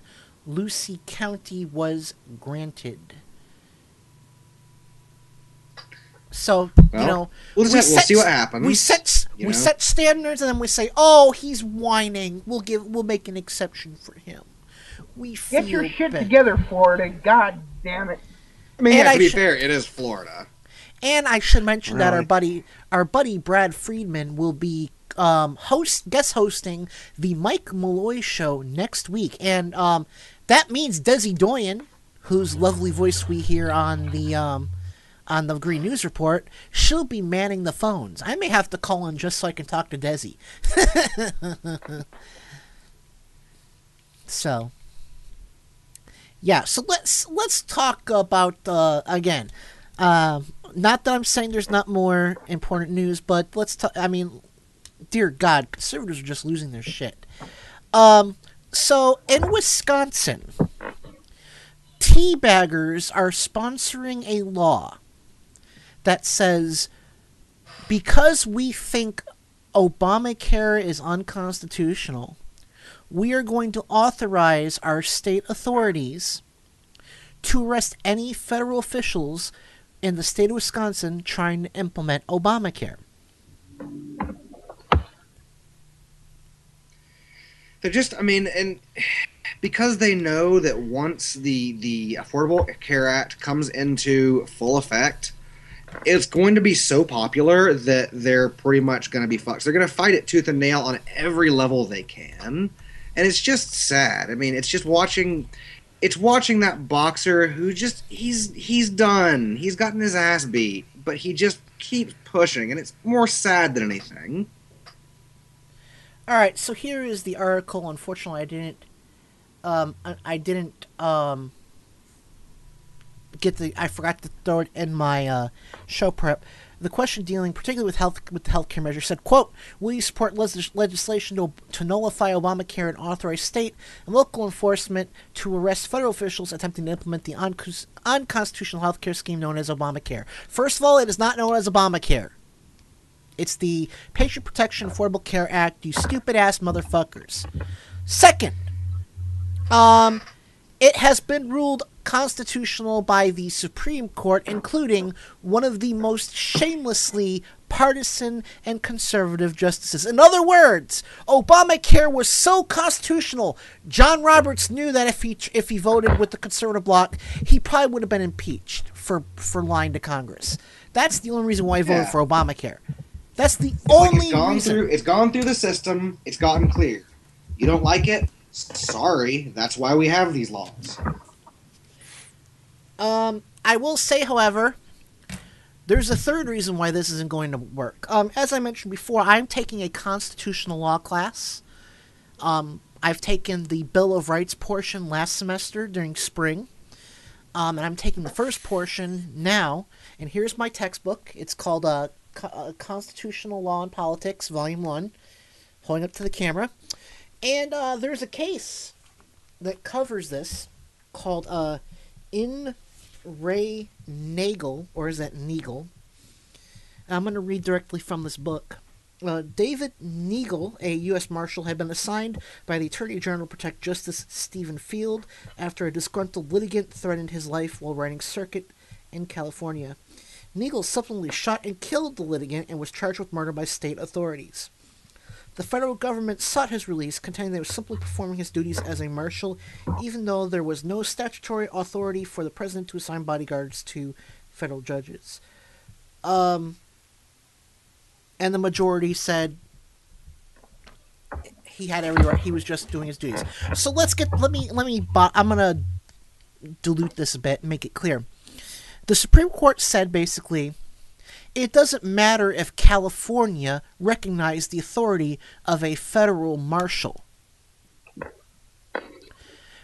As long as that federal marshal was acting within the bounds of the Constitution, was constitutionally authorized. So, technically, on paper, the president can't appoint a bodyguard for a Supreme Court justice. However, that's not an unconstitutional act because it's not unreasonable to say, yeah, these guys might not be the most popular folks around. They need a bodyguard. So basically, as long as a federal official is acting in a constitutionally appropriate manner, the state can't arrest them. Therefore, what Wisconsin wants to do is unconstitutional. Well, there you go. I am a surprisingly relevant case. I am a 31-year-old schmuck who has taken 2 constitutional law classes, no formal legal experience or classes. These are classes that are not part of the School of Law. They're part of the Political Science Department. And I figured this out! Well, it's not really that fucking complicated, to be honest. And hell, you could even say, let them pass the law calling it Obamacare. There's no federal law called Obamacare, motherfuckers! You fucked up! So Yeah, even you'd think, if people with a background in law would know more about, legalistic thinking. I love You would this think book. that. I love Well, this their book though only because there's just definition of law is a picture of Benjamin Franklin.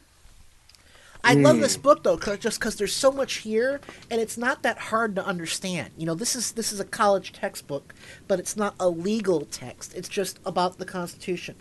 I love this book, and I wish I could afford my own personal copy because I would have that on my shelf for the show. Fortunately, I'm dirt poor. But hey, yeah, so again, they can whine, they can bitch and moan all they want. I say if they make one move against a federal official, throw the book at them. Arrest them. Throw them in jail. You are breaking the law. You have to show these people there is consequences to their bad behavior. And I know some people are going to say, oh, Adam, you're being too extreme. Unfortunately, that's the only thing conservatives understand. They don't have the brain power to think and say, there's this constitutional case that says we can't do this, maybe we should back off. No, Obamacare is illegal because we say it is! Yeah, I'm not sure why they're barking up this tree of this referendum. It's not legally binding. There's no legal precedent for it. You see, there's this thing. It was one of the first bases of the United States government, which is the rule of law, which means that the law is applied to all cases equally. And yes, it can be challenged, but the legal venues for that challenge have been put through. And like I said, I get that, they'll probably say, oh, well, this isn't about Obamacare, this is about a federal marshal. The point is, this said that you cannot arrest a federal marshal conducting business of the federal government that is constitutional. Obamacare has been ruled constitutional. Therefore, any federal agent that attempts to implement it is acting within their duty to the United States. I mean, it's there in black and white. You stole fizzy lifting drinks. No, I'm sorry. You lose. Good day, sir. But yeah, I mean, so let's also talk. So since we got that out of the way, let's talk about these stupid ass Republicans wanting to succeed. To secede. Although I'm sure they want to succeed at seceding. Secede. I'm sure they want to succeed at succeeding with the secession, or the succession of... fuck it. I think this portion of the show requires dueling banjos. It does. Okay. Dueling banjos. It is. Okay. No, wait.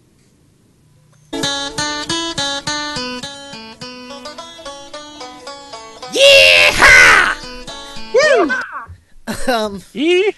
Oh man, let's go mud and get my 4-wheel. So, I'm yes. going to shoot some deer out of the woods. So following the re-election of President Obama, all of the old Confederate states and a bunch of other red states, I mean, I think actually every state in the Union has signed a petition. Which is what makes it hilarious to me. So it's gotten to the point where New York is saying, if you guys are going to be this fucking insane, we want nothing to do with you. Well, no, what I think is great would just be hilarious is because one of the stories that I don't know if it came up on the election night show, but the Puerto Rico voted itself, to the first steps towards statehood. So what would be hilarious to me is if Puerto Rico got statehood, got it approved, and then all other 50 states seceded. So Puerto Rico would be the USA, and all the other 50 states would be something else. Yeah. That's just sad. But yeah. I should point out that there is actually another constitutional case that covers succession. Thank you, Constitutional Law and Politics, Volume 1. This segment brought to you by Constitutional Law and Politics, Volume 1 by David M. O'Brien. Hey. No, it isn't. I'm just joking. But so in the case of Texas v. White et al., the Supreme Court said Texas. It was an issue about bonds, whether basically state bonds. Yes. So the United States bonds owned by Texas since 1850 were sold during the Civil War by Texas. And Texas said we had the right to do this. We were own a country. And America said, no, you didn't. You never left the country. And so this went to the Supreme Court. Texas v. White decided April 12th, 1869. Texas and the rest of the Confederacy never left the Union during the Civil War because a state cannot unilaterally secede from the United States. Again, black and white, clear as crystal, they stole fizzy lifting drinks.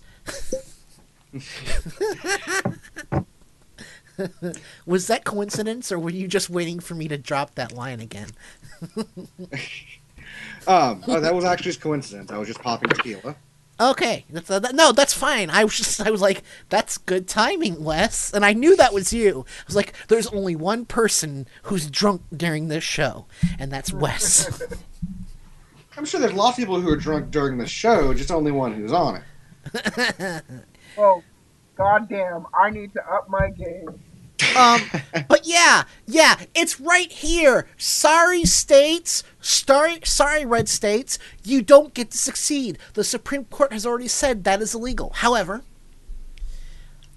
we're helpers here, right? Remember we introduced our grievance procedure. Should we review that? Let's review our grievance procedure. Certainly. Let's review our grievance procedure for our conservative friends. Let me make sure my volume is okay. And grievance procedures. Make your hand into a hard fist, drawing as far away from your face as possible, then keep your hand in place, quickly and forcefully run toward your hand. Oops, I didn't clear that out. I'm sorry. It was appropriate. Yeah. So, but however, we are benevolent dictators. Well, not dictators. But I say we cut the South loose. We cut the red states loose. We'll say, okay, you guys want to fly on your own, little birdies? We'll kick you out of the nest. Only when you sell your past accounts. So, you're going to have to pay us back for reconstruction, rural electrification, all the military bases, roads, bridges, every federal nickel, penny, half penny, quarter penny, every cent. Keep in mind, they're still paying back the last time they tried to walk out without paying their tab. Hold on, let me finish. Because this is comical. Interest, compound interest, compound interest. The fees, the kiss our ass fee, the we hate you motherfuckers fee, the get the fuck out and don't let the door hit you on the ass fee. We'll call it 10 trillion in nice round numbers. You pay that off, you can go. What do you guys think? Can we call it don't let the door hit you where the good Lord split you plan? Yes, I'm for this. Thank you very much. John Kenner. Yes. This is our don't let the door hit you where the good Lord split you. And Randy Rhoads says that all the time, by the way. Aww. You want to leave? Leave! Please! But yeah, guess what? Life is going to suck worse for you without the federal government, believe it or not. But you got to pay us back for every penny we've spent on your shithole states. Plus interest, compound interest. So again, $10 trillion. But think about it. This is the perfect plan. Think about it like this. Not only... Also, while they got that money together, that would give people like me plenty of time to fucking leave. Exactly. So first of all, let's look at there would be this massive exodus out of the red states to the blue states, first of all. So, I don't know about that one. Second, okay, we would be getting rid of about half a useless half of our country's population. That's number 2. And finally, we would be getting about $10 trillion in new revenue. And I say, you know what? We'll use half of that to pay off our debt. So we would be getting rid of half of the useless half of the country and money to put towards the debt. Yeah, sounds about as solid as that plan can be. You know, I'm a helper, right? Don't worry, John. We will airlift you out of Montana. I promise. Well, dang it, I really want to say something, but I can't until we get to AOTW, so... Right. So yeah, we're helpers here. We've got a compromise on the table, red states. Take it or leave it. Because you lost the election. You don't get to call the shots. We do. We won. You lost. Suck it, losers. Suck it. I don't know. I kind of am against this plan. Why? On the fact that we already have enough rednecks in Maryland, and I don't really think we need more. Well, but you just said you don't. I'd rather they stay where they are. All right. So we'll change the plan. No immigration. You're in a red state. You stay in a red state. I strongly disagree with this plan. All right, we need to come up with a good compromise. That's okay. I can go deep cover. Wait. What about a minimum IQ test? What about wait? I got it. What about an IQ test? Your IQ must be this high to go in the United States of America. Oh, did I mention that? We get to keep the United States of America because the original 13 colonies were the original United States. None of those were secession states. Well, okay, some of them were actually. When I think about it. So that was an incorrect historical term. We keep the name. You can call yourself Fucktardia for all I care. I was thinking Dumbfuckistan. Assholeville. Dumbfuckistan. I was thinking more like Mexico City North. Mexico City. I don't care, but you can't call yourselves United States of America. We've trademarked that name. If you even take part of it, we will sue you in court, and you know what? Bomb one of our... This is one of the things that pisses me off. You got these people down south always calling it the War of Northern Aggression. That was started by bombing Fort Sumter. Yeah, but these are not exactly people for whom history is their best subject. If they actually read any history, they wouldn't want to secede again because didn't go so well last time. Yeah. Well, no, here's the thing. We were very nice towards the South when we won. Now, let's look at, I know history not their best subject, but let's look at what the Roman Empire did to Carthage when they won. They killed the men, took the women and children to slavery. They burned the city down and sowed the entire area with salt so nothing would ever win again. I'm not saying we should have done that. I'm just saying that option should have been on the table. Well, I mean, why are we... Salting the earth is a terrible idea because why even take the land if we're not going to use it? Exactly. Like, it's a message. It's a Just message. frack there instead. No, we should grow, like, several giant plots of marijuana. Yeah, that's one reason why we should keep Tennessee. It's prime pot growing territory, and I guarantee you, pot's going to be legal in the United States of America before Dumbfuckistan. That's actually a great idea. Wes, you like pot. John, you like pot. You two can room together in the new United States of America. It's perfect. Okay, I guess that wasn't one of my best ideas. Just if there's a tie on the door, just don't even come Wait a second. I will accept your offer only if your girlfriend also makes me dinner. I can probably say that would happen. Okay, you got yourself a deal. My roommate certainly has gotten hit the benefits of free food. would I be able to reap some of these benefits when I come visit? Probably. All right, I'm in. All right. Anywho, we're going to go to break, and we're going to come back for our final hour and talk about Hostess going bankrupt.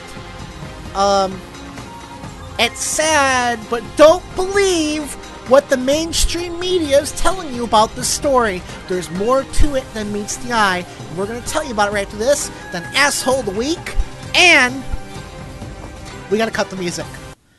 I want you guys to think about this very carefully. And no Googling, you guys. Yeah, because we don't Google. What's Google? No. I've never heard of this thing. Do not Google! You will spoil I it! only Google when there's a pretty lady around. But what do you think will happen if you inject your penis with olive oil? We will have the answer at the bottom of the show. You become an extra virgin? Oh! Nice. That was good. But anyway, we're going to sit on that for the grand finale. Shit. So yeah. Anyway, we will be right back after these messages from our. Do we have a sponsor? Here, let me see.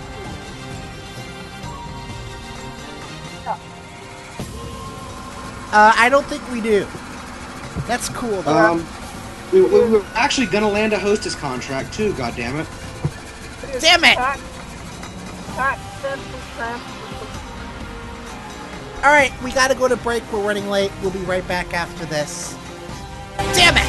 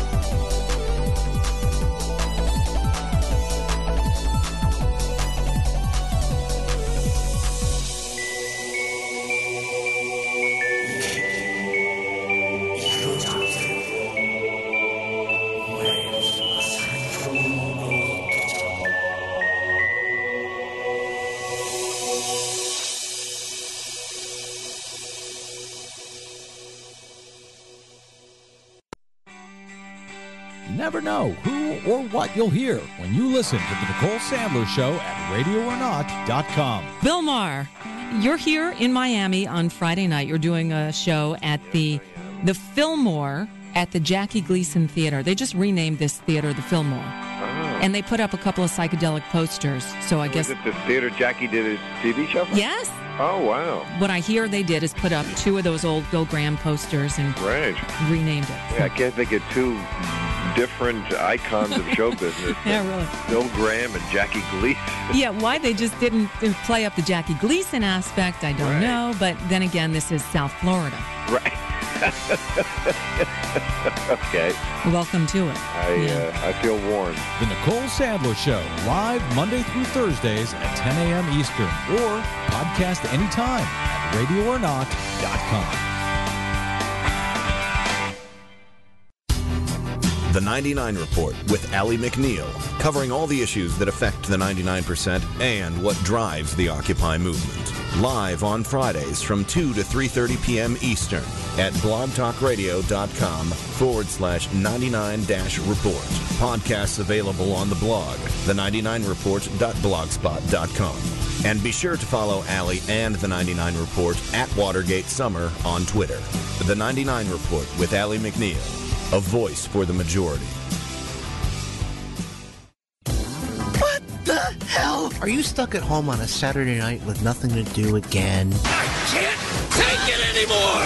Then join me, my co-hosts, and my guests every Saturday evening for Mic Check Radio with Adam Hebert. Okay. Together we'll discuss the big news of the week from entertainment and politics, talk about the issues that are on your mind, and hey, we'll even talk about general stupidity and jackassery from the American right. You stupid jackass! So join me every Saturday evening, 6 to 9 p.m. Central at my Ustream home, Mic Check Radio. Come on in, it'll be loads of fun. Gee, I sure hope there's a happy ending.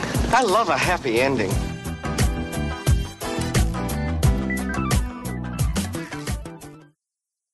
Have you checked your mic? If you haven't, somebody else has. That's Adam Hebert on Mic Check Radio. Fuck yeah! I'm worried, Ray. It's getting crowded in there, and all my recent data points to something big on the horizon. What do you mean, the big? Well, let's say this Twinkie represents the normal amount of psychokinetic energy in the New York area. According to this morning's sample, it would be a Twinkie 35 feet long, weighing approximately 600 pounds. That's a big Twinkie. We could be on the verge of a 4-fold cross-rip, a PKE surge of incredible, even dangerous proportions. We just had a visit from the Environmental Protection Agency. How's the grid holding up? It's not good. Tell them about the Twinkie. What about the Twinkie? I had to dig that clip up. Rest in peace, Twinkie. Although apparently it's that brand of snack cake has already been bought out. So, yeah. But Twinkies ain't going anywhere. Somebody's gonna make them. Yeah. Yeah, we'll have new Twinkies sooner or later. Besides, fuck Twinkies. I like tasty cakes better. Everybody knows that the orange cupcakes are the best. I have to say I'm very fond of Ding Dongs. Particularly mine. I'm just gonna... Not Rush Limbaugh's. Number 2.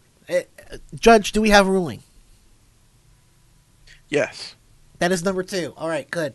Yeah, it's 9 o'clock. We're only at 2. That sucks. I know, Wes. We are standards. There just haven't been very many openings, which is also Rush Limbaugh's problem. Oh! No, Judge. Yes, I will allow it.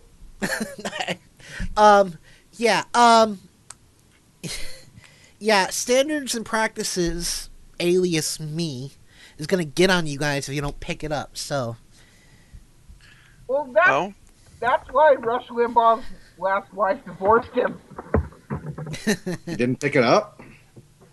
No. Because, he was going to get on top of her. Did he need a crane for that?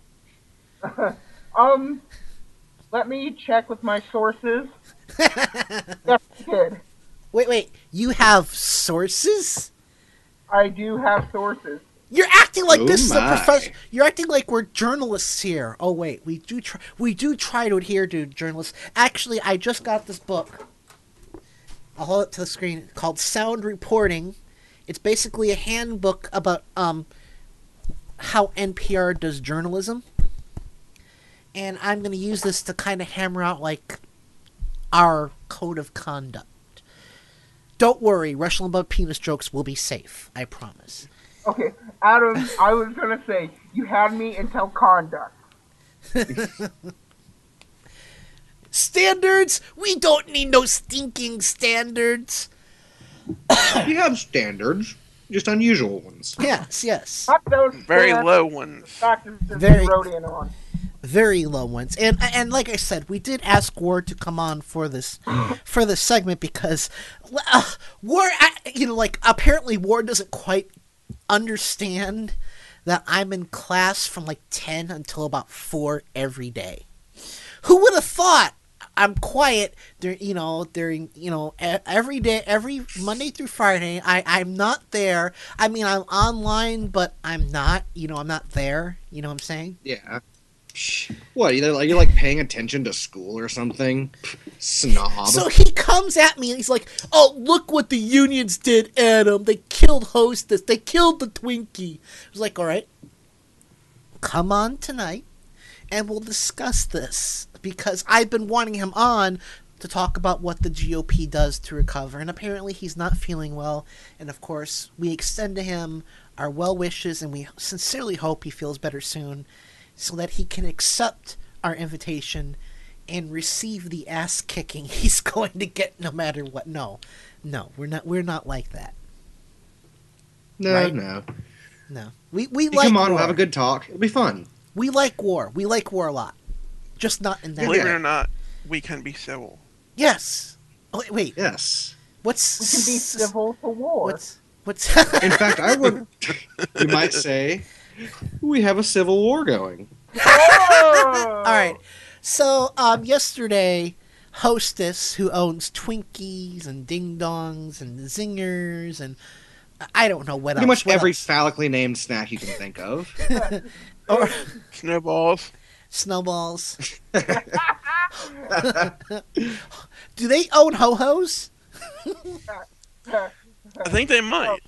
Quick, Yeah, someone they find that out. own- Who owns This has been Ho-Hos? playing off of our wieners this whole time. Never knew. I don't see one named the Small Ding Express for Limbaugh. All right, Snorky Yeah, you can does. buy mini ding dongs.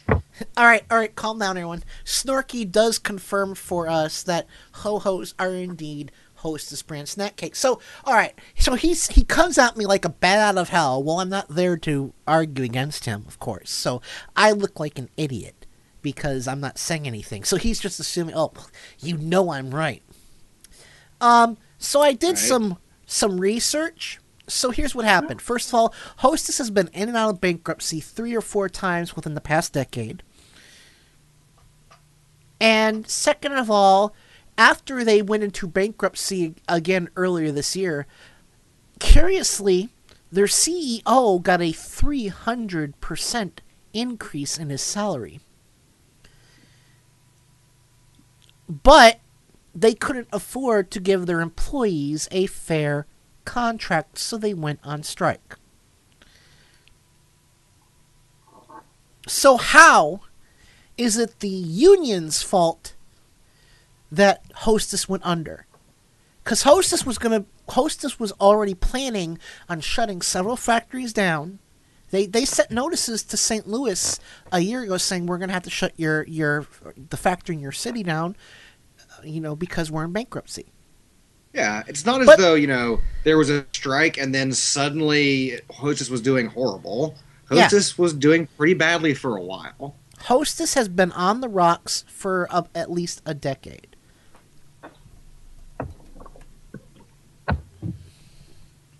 Yeah, I mean, this is what happens with companies that are doing badly because they can't, especially in a lot of companies like this, the working people's employees are the first ones who are going to get their shit cut. Because the CEOs, they're not going to cut their own shit. They're not going to cut their own pay. You know, it's like this strange corporate parody of rap culture where everybody's got to have more swag. Mm-hmm. Right. Fuck you, I got mine. So yeah, it becomes the standard thing to, you know, increase your salary for yourself by 300% because everybody's doing it. Why not do it? Because whatever, factory gets shut down, those guys lose their jobs. Sucks to be them. I've been getting paid a shit ton of money the last 10 years. Yeah, look at me in my vertical striped suit. Yeah, it should be a horizontal striped suit, damn it. Yeah, fucker.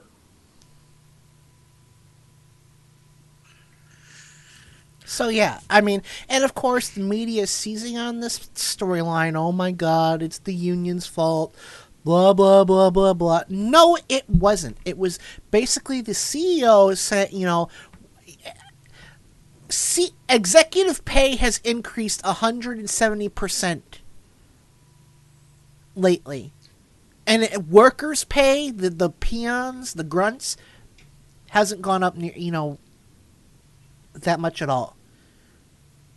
And what they don't understand is that when you concentrate wealth, it's only a matter of time before your system collapses on yourself and there is a revolution. If the rich were smart, they would be saying, please raise our taxes. Don't stop at 40, go to 50.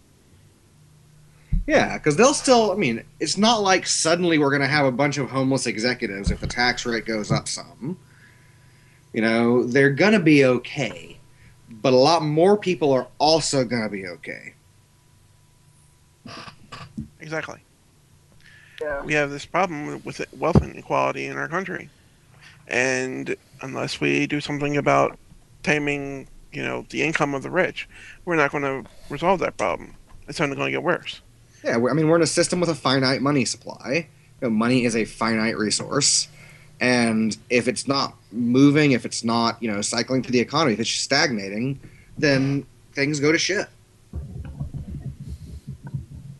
You know, and like I said, if they were smart, they'd be saying, yeah, we have to let our taxes go up or we're going to be guillotined. Well, let's look at Mitt Romney. Back in the third debate, he mentioned that America was turning into Greece. And strangely enough, he's right on this issue. You know, we have this whole culture of tax dodging at the top. I mean, Google, Apple, all the big tech companies, they make billions and billions of profit. And they pay like 1% in taxes. Yep. Yeah, because that's what happens when you have the companies that make all this money being the ones that set the laws. You know, if I was writing the law, yes, I'd write the laws I want. I don't know, guys named Wes get to pay no taxes and get paid a lot of money. Yeah. And, you know, that motivation is no different than what these CEOs and these small politicians are doing. Right, because they can afford to, you know, buy a politician and get their stuff passed. Yeah.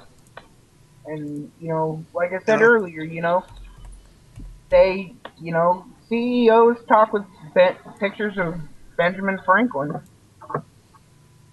I mean, they can go in and be like, hey, buddy, you know, if you do this, then there's a shiny $1 million for you.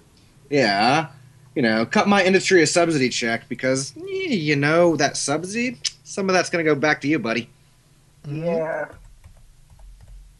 You know, well, speaking of Mitt Romney, I don't know if you heard, another tape got released this week. You would think he would learn. I mean, how many times does he have to get caught? I mean, how many times... Yes, how many times does this guy have to get caught saying stupid shit before he finally realizes, I need to stop?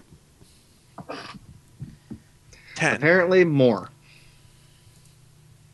Yeah. So here is Mitt Romney on a conference call, and apparently he had no idea that there'd be media. Hello. Okay. Campaign did. Sorry about that. I didn't realize there'd be a delay. What the president's campaign did was focus on certain members of his base coalition, give them extraordinary financial gifts from the government, and then work very aggressively to turn them out to vote, and that strategy worked. I mean, it's a proven political strategy, which is give a bunch of money from the government to a group, and guess what? They'll vote for you. Let me tell you what I would do if I were a Democrat running 4 years from now. I'd say, you know what? Dental care ought to be included in Obamacare. Immigration we can solve, but the giving away free stuff is a hard thing to compete with. Yeah. Yeah. Yeah. Giving away basic human rights. Do you know how many people, I mean, not that long ago, relatively speaking, I mean, like, I'm talking like 1800s, early 1900s, one of the biggest killers of people in the world was not getting dental care. Mm-hmm. Because that can mess with your heart. And every life is sacred, right, Mitt? Well, actually, let's talk about that. I've got a story on that avenue. It's no big secret. I am not the Catholic Church's biggest fan. I don't think any of us are. Every time, much defense here. Every time I mention that I'm no longer a Catholic, I've said this before, the normal reaction is, "Were you molested?" Because apparently the only way you can hate the Catholic Church is if you were molested. That's the only. There's like, it's like, I was totally in line with everything they had to say about the totally ridiculous, Bible thing. But no, it was the butt sex. Yeah. Actually, to be honest, I was never molested. I just wasn't pretty enough. It's hard. It's okay, Wes. It's okay. We're all here for you, Wes. Yeah. So, in Ireland, a woman who was undergoing a miscarriage was left to die of blood poisoning because the doctors would not perform an abortion because there was still a fetal heartbeat. The story, where is it? Prime Minister Enda Kenny was saying he was awaiting findings from 3 investigations into the death of Savita Halapanavar, a 31-year-old woman, Indian woman, who was 17 weeks pregnant. Yeah. Life is sacred as long as it's a fetus, according to the Catholic Church. Right. Somehow this not barely developed collection of cells life was more important than, the woman who had it. Oh, wait. They both died. Yeah. Congratulations, conservatives. Congratulations. Let's see. I don't know. Praveen said doctors of University Hospital Galway in Western Ireland determined she was miscarrying within hours of her hospitalization for severe pain on Sunday, October 21st. He said over the next 3 days, doctors refused their request for an abortion to combat her surging pain and fading health. Quote, Savita was really in agony. She was very upset, but she accepted she was losing the baby. So this was a wanted baby. This couple wanted this baby. It's not like they said, you know what? I feel like having me an abortion today. Let's go. He told the Irish Times in a telephone interview from Belgaum, southwest India. When the consultant came on the ward rounds on Monday morning, Savita asked if they could not save the baby, could they induce to end the pregnancy? The consultant said, as long as there is a fetal heartbeat, we cannot do anything. Again on Tuesday morning, the consultant said it was the law. This is a Catholic country. Savita said, I am neither Irish nor Catholic. But they said that there was nothing they could do. He said his wife vomited repeatedly and collapsed in a restroom that night, but doctors wouldn't terminate the fetus because its heart was still beating. The fetus died the following day. and its remains were surgically removed. Within hours, Savita was placed under sedation in intensive care with blood poisoning, and he was never able to speak with her again. By Saturday, her heart, kidneys, and livers had stopped working. She was pronounced dead. Sunday, October 28th. This is what the Catholic Church does!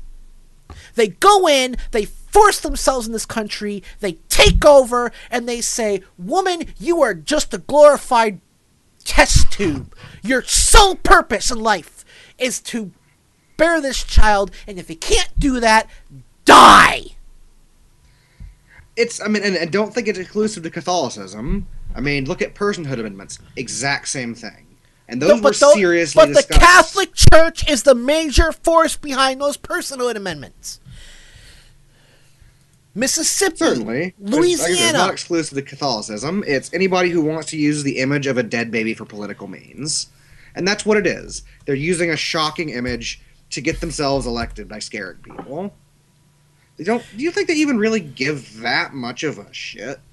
I mean, really? No, it's a powerful image, and that's why it gets votes. That's why it's still in the conversation. All right, we'll talk about this more after we come back, but we got to go to break. We got to do asshole of the week first. So, who is he? He's an asshole, sir. I know that. What's his name? Asshole, major asshole. I knew it. I'm surrounded by assholes. Were you born an asshole? Asshole? Or did you work at it your whole life? Either way, it worked out fine. 'Cause you're an asshole tonight. How many assholes we got on this ship anyhow? Oops. Sorry about that. Who's gonna go first? Button. Who has the button? Rob, Poole, go first, please. Alright, so this week, I decided to pick, for my asshole of the week, John McCain. Why? Returning champion, probably. Or I don't think we've done. I don't think we've done John McCain. We need to If we were around in 2008, we probably would have. When we get our website up, we need to start keeping track of this because it'll make shithead of the year that much easier. True. But yes, I picked John McCain this week because, in case you've missed it, in the media this week, Mr. McCain has been rather vehemently accusing the president of shenanigans over the Benghazi case, which, unfortunately for him, didn't end so well when General Petraeus basically shredded the entire Benghazi conspiracy theory. Yep. On Thursday or Friday. Yeah, and he also said Susan Rice is not smart. This coming from the man who inflicted Sarah Palin upon the country. Yeah. Thank you, John McCain. John Kendall, what do you got for us? My asshole of the week is my home state, Montana, for not only for this whole talk of secession and, being stupid, but in the perchance there is a secession, they probably will not elect me king when we all know I would be the best king of Jontana. Kendall, 2012. I'd vote for you if I lived there. I'm all for it. Tonight on the show, the King of Montana. It's your new title. King of Montana. Wes, what do you got for us, sir? I'm going to do something a bit unorthodox today. I have an asshole of the week and a related hero of the week, but it's kind of a side note. 3 minutes.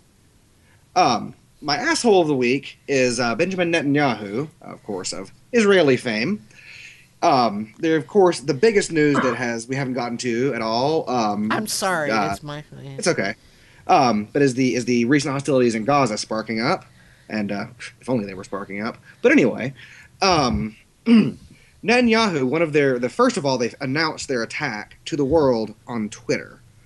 It's just completely unprofessional, completely callous. And then the second thing that they did was to essentially cut off internet in the entire Gaza Strip. So, A, nothing could get in. B, no information could get out. Nobody could see the bodies. Nobody could see what was happening. The hero of the week is Anonymous, because they took it upon themselves, a group of them anyway, of course, they're decentralized, took it upon themselves to help make sure that internet stayed flowing, that information kept coming and going, and just even went upon distributing things like first aid manuals and such throughout the Gaza Strip as the attack was going on. So, my asshole is both the worst and the best of humanity coming out. All right. My asshole of the week, and I'm gonna be unconventional. My asshole of the week is the White House. Why, you ask? It's simple. The White House has removed a petition from its website calling for anti-tax lobbyist Grover Norquist to, quote, be punched in the dick. I am for this. Yeah, I'll sign that petition. Listen, okay? I understand the president might not want to, use the term dick. However, I think the decision to punch Grover Norquist in the dick belongs to we the people. Hell, we could use this to pay off our debt. Just charge $10 a pop. $10, go straight to the debt. You get to punch Grover Norquist. I'll put 100 for 10 punches to the dick. Shit, man, I'll put in 1,000. We'll pool our resources. Let's pool our resources. We'll just rent a whole day. We'll just buy as many dick punches against Grover Norquist as possible. I am calling on the White House, and I'm sure they're listening to this fine program, to reinstate this petition and allow we the people to speak and be heard. If we say punch Grover Norquist in the dick, so be it. Tie the motherfucker down, spread his legs and then just let us go at it. I would like to say that tonight is the only time you'll ever hear the phrase, "Excuse me, sir, I'd like to purchase a punch in the dick." But yeah, we really have to go to break. I apologize, we are late.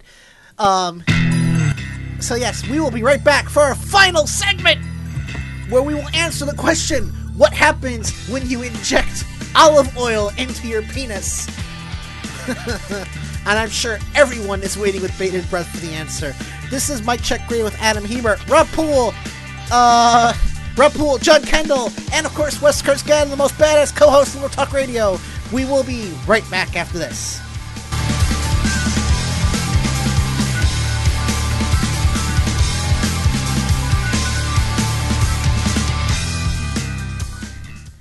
Superpowers, got any?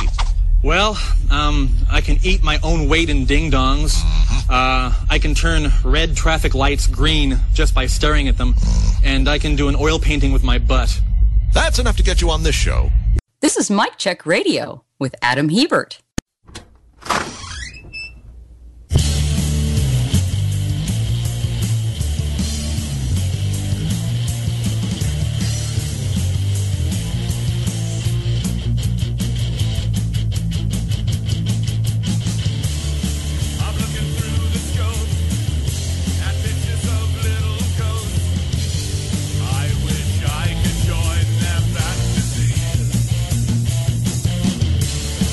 As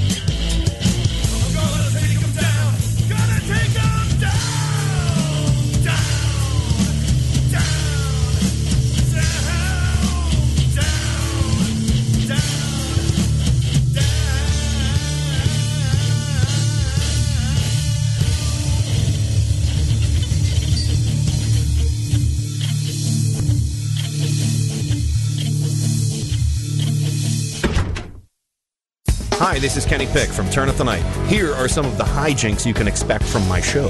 Now, Tony, since you're in the UK, I would love to get your opinion of some of our contenders right now. So let's start with our good friend Mitt Romney. Mr. Smoothie. Yeah. Have you heard his singing voice? The man has the voice of an angel. Does he really? Above the fruited plains. So. Brilliant. Turn Up the Night with Kenny Pick, streaming live every Tuesday and Friday from 7 to 10 p.m. Eastern at Radio or Not, Talk Radio 1, Progressive Blend Radio, and KennyPick.com.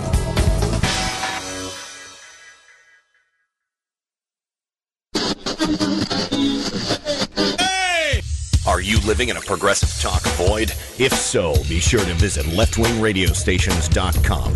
The state-by-state listing is a quick and easy way to find any left-wing talk radio station across America, from sea to shining sea. Your progressive talk nirvana is only a click away at leftwingradiostations.com. Be sure to like Left Wing Radio Stations on Facebook and share it with your friends. leftwingradiostations.com. United we stand.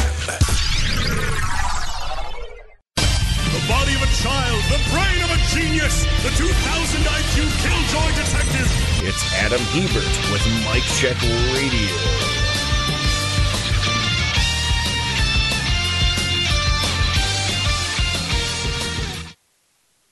And we are back for our final segment. Joining me, John Kendall out of Missoula, Montana. Hello?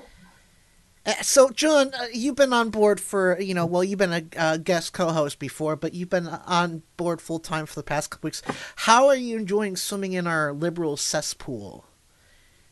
I'm making a lot of life decisions, and to be honest, I don't like questioning myself when things that I used to believe when evidence is placed in front of me, but then, I'm changing, and I don't like it. Son, I understand you're starting to get hair in strange places, and your ding-dong's getting bigger. Wes! It's gonna be okay. Wes! That's not what he's talking about. We'll get back to you in a minute, John. Rob, in Baltimore, Maryland. Yes. So far, so good, sir?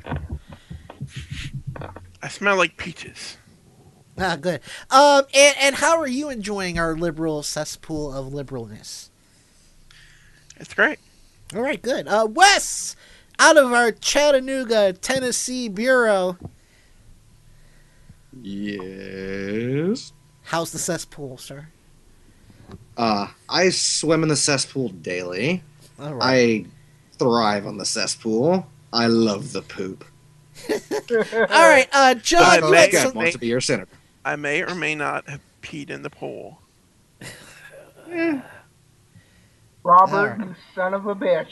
It's all fish pee anyway, if you go back far enough. Or like an archer, fish shit in it. Anywho, I'm sorry, I'm being. John, you had something you wanted to say, sir. Yeah. The last segment, how can we be sure that Mr. Grover has a dick? Well played. Oh. Well, his name's not Rush Limbaugh. There's number 5, I think. Yeah, 5. All right. Yeah. Thank you, John. So anywho, earlier we teased this story. I don't know if you can call it teasing. Apparently somebody got some real rough teasing. So what happens when you inject your penis with olive oil? You're not gonna like the answer. Well, being a male, I'm probably not going to like it. The ball. So, the real question here, Alex, does it make my penis mightier? I don't know if there's anyone here other than us who are going to get that, Wes. I think we're probably the only ones old enough. Yeah. Okay, so the headline is Penis removed after botched enlargement by olive oil injection. Yeah. Seems that my prediction came true. Uh-huh. This is Darwinism in action. The risky and unproven method using the oil, although beeswax, silicone, and even paraffin are often used, is common in Thailand, with one Bangkok hospital receiving 40 patients a month concerned about side effects. And as we all know, one night in Bangkok does in fact make a strong man crumble. Oh, certainly. I mean, where else would you go to get your dick bigger than a place called Bangkok? Lex, you son of a bitch! Son of a bitch! So, the 50-year-old man whose genitals were removed this week after he reported a severe infection underwent several olive oil injections over a number of years, a spokesman for Bangkok-based Police General Hospital told AFP. He was diagnosed with cancer, prompting the drastic surgery. So, apparently, olive oil equals penis cancer.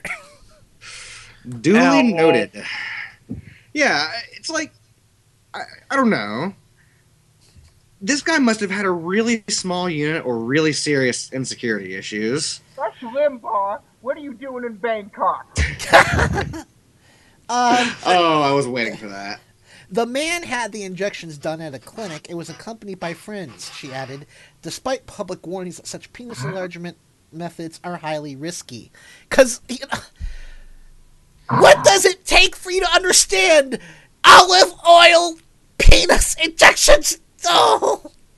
I like to think there's just like somewhere back in there in the mind, there's a voice of like survival instinct going, okay, needle, olive oil, penis. Or beeswax. Or beeswax. Bright idea to take a fucking needle to their John's.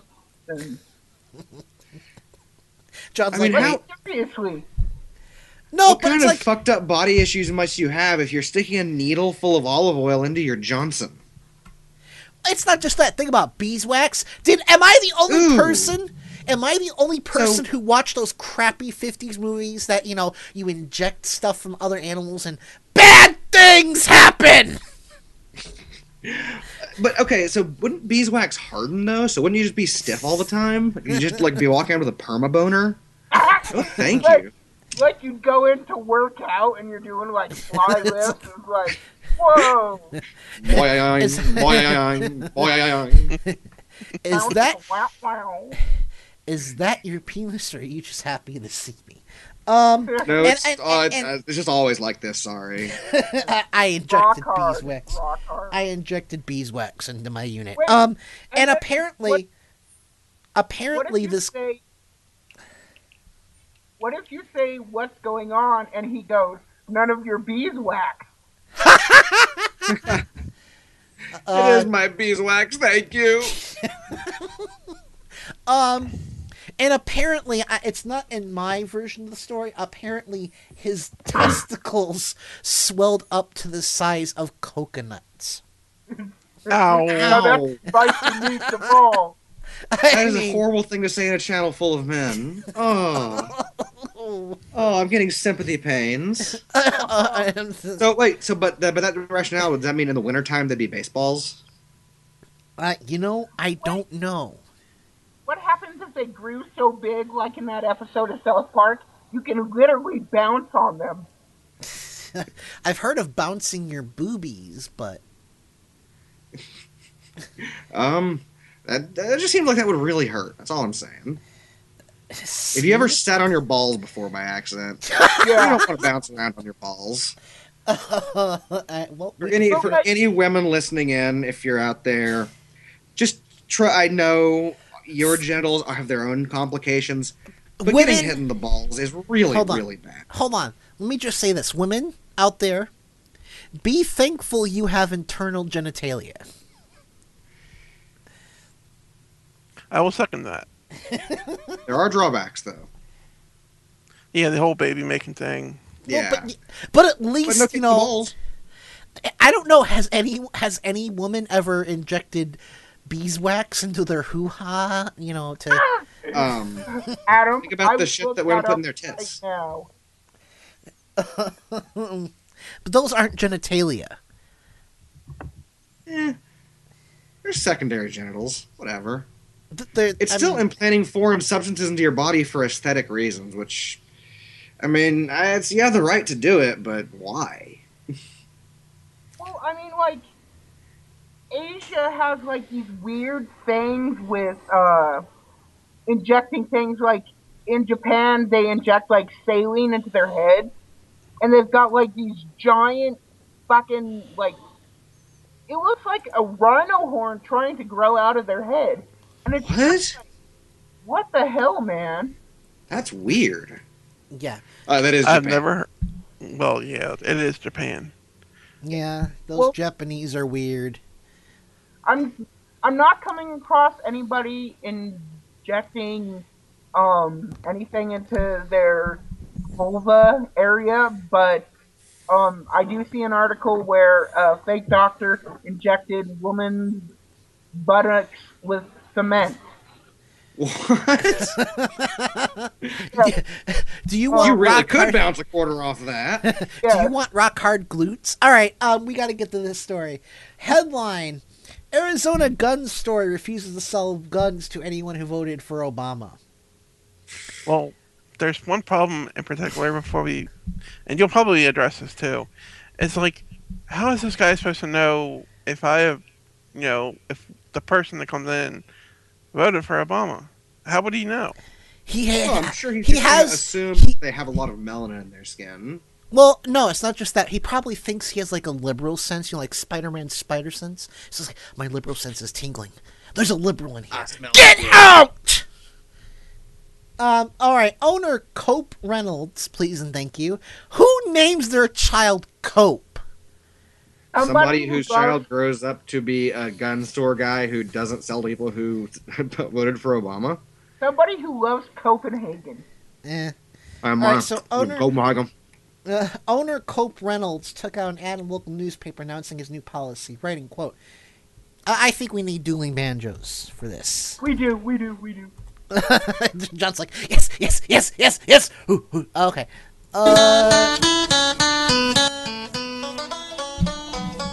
Writing, quote, if you voted for Barack Obama, your business is not welcome at Southwest Shooting Authority.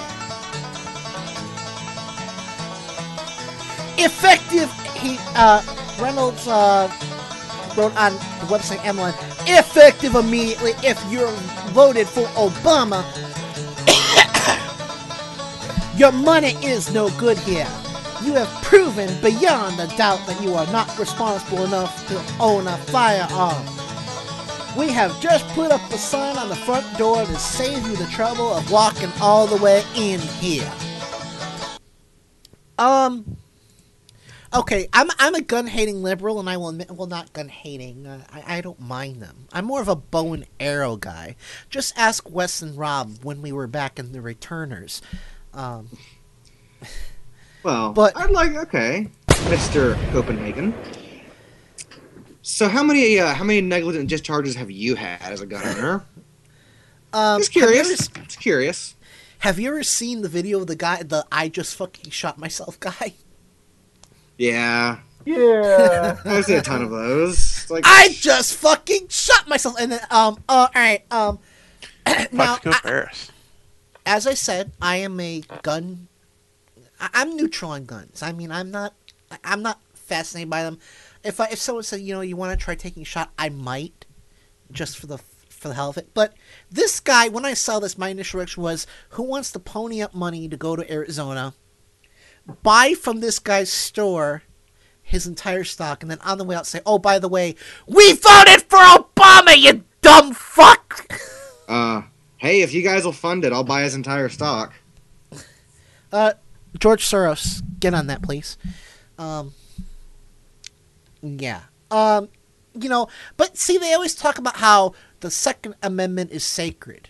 Unless you're a liberal, in which case, you can go fuck off and die. Yeah, it's like, because I happen to know quite a few people who are very responsible gun owners, also liberal. Funny that. But I mean, really, I'm just thinking, he lives in Arizona. I mean, just how many liberals are in Arizona that want Probably to more buy than a you gun? might think, but Well, yeah, that's true. You know, But changing demographics. oh, dude, one of the things I really hate about being a gun guy is the culture that surrounds it is just shitty. It's all these, you know, and there's good ones out there, but you see so much Obama's like just like Hitler and he's gonna take our guns away, and it's like, no, guess what? Nobody's taking our guns away. Deal with it. Yeah, Of course, they again, love it. A smart gun. Actually, I have a theory. This guy is trying to drum up business. He's a smart gun owner, wants Obama in the White House, because that drives prices way up. Well, I'm just saying that, you know, again, as I don't know who said it, but how is this guy going to know unless you tell him? Are you going to go up and say, oh, by the way, I voted for Obama? No, here's what you do. Just to piss him off, you go, you buy as much as you can afford, and on the way out, you stop at the door, 1 foot out so you can run before he tries to shoot you down, and you say, oh, hey, dumb fuck, I voted for Barack Obama, sucker. See ya. And you run as fast as you can. What happens if... What's he gonna do? Revoke the sale? Take back the guns? I mean, legally he can't. It's your stuff now. But what happens if you can't run? Like, what do you do? Do you wait until you get in the car and be like, hey, guess what? I voted for Obama. Yeah, you get a And drive bullhorn. off. Attention, Cope. I voted for Barack Obama. Suck on that, loser. Well, you can always call him back after you leave. Yeah, just come like, hey, by the way, just so you know. Yeah, funny gun store story. There's a gun store up here that I actually am not exactly welcome at anymore because I rolled up to finish paying off my last purchase, and I didn't even think about it, but I had Wu-Tang playing, and yeah, got me some looks.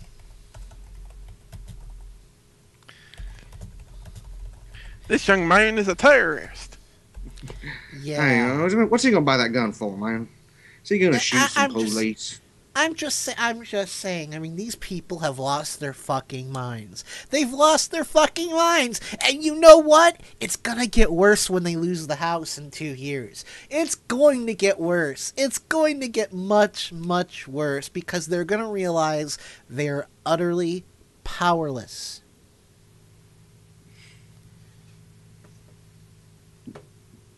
Yeah.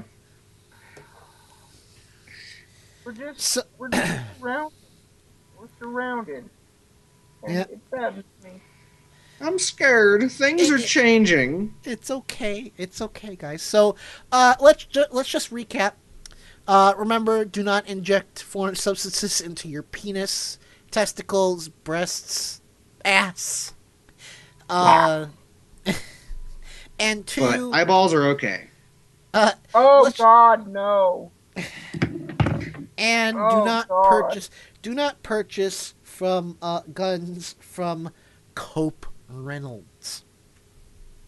I think those are the 2 lessons we take away from tonight's show. I think that's a fair assessment. All right, so I'm looking forward to when we finally get this fucking website up. You know, I'm still waiting on stuff, but so we don't have. You know, I figure once we get the website up, we'll just stop doing plugs on the show unless there's such an important part of the show we decide to keep them. Yeah, I mean, unless something changes or an announcement, you know. But please check out our wonderful affiliates on other stations / channels. There's, of course, the Nicole Sandler Show every Monday through Thursday, 10 a.m. to 12 p.m. Eastern on her Ustream home, Radio or Not. There's Filthy Free Radio with Jacob Dean and Skeptical Scott every Monday and Wednesday, 7 to 9 p.m. Eastern, also on Radio Not. Every Sunday, 9 to noon Eastern, is Talking Left with Shano and Danielle, and they are now also simulcasting on We Act Radio. Apparently, our friend John Shannon of the Shannon Files has canceled his show. That's what I've heard. For now, he's just got a cross through his plug. But and we're still waiting on Kim G to tell us more about AWAP Radio. The More Me Show, every Sunday, 5 to 9 p.m. Eastern. And, of course, Big Bro himself, Turn Up the Night with Kenny Pick, every Tuesday and Friday, 7 to 10 p.m. Eastern. And don't forget the replay of the weekend edition on WVKO 1580 out of Columbus, Ohio, every Sunday, 5 to 8 p.m. Eastern. Don't forget our website buddies, USA Progressive with Ray Medeiros, Brad Blog, Messaging Matters, our my favorite webcomic, By Moon Alone, my friend Robert's writing at Avin, AEVIN, abstract.com, and of course, Paul Green of Left Wing Radio Stations. So we've got about 5 minutes left. Parting shots. John, why don't you go first? My parting shot tonight is something I promised for a friend, and so here it goes. There is no theory of evolution, just a list of animals Chuck Norris allows to live. Okay. And that's it. All right. Rob, parting shots, sir. What do you got for us? So, there's this petition going on whitehouse.gov. I'm going to post a link in chat. Basically, it needs a little under 3,000 more signatures for, and I doubt this will actually do anything, but is this the petition is to enforce the tax code and strip violating religious institutions of their tax-exempt 501c status. And we here at Mike Check Radio do heartily endorse this petition, as well as the one to deport everyone who signed the succession petition. Wes Garscaddon, the most badass co-host in Liberal Talk Radio. What do you got for us, sir? I'm just gonna say that this last election, and now that we're seeing this secession shit going on, I'm glad that this last election at least gave us the exact location of the good escape havens. If you want to escape Dumbfuckistan, Washington or Colorado, that's the place to be. Yeah. Hell yeah, it is. Or Washington. Yeah, Washington or Colorado. One of my friends and I are having an argument as to whether we are going to end up relocating to which one. She wants to go to Colorado, but I love Seattle. Yeah, but then that's gonna throw a cog in the show. I mean, John just has school. You have to work. All right. Parting shot. Don't inject foreign substances into your dick, gentlemen. I don't think any of us have that problem. Unless you're Grover Norquist. And yes, I call on the White House to reinstate the petition to allow Americans the opportunity to punch Grover Norquist in the dick. Let we the people decide.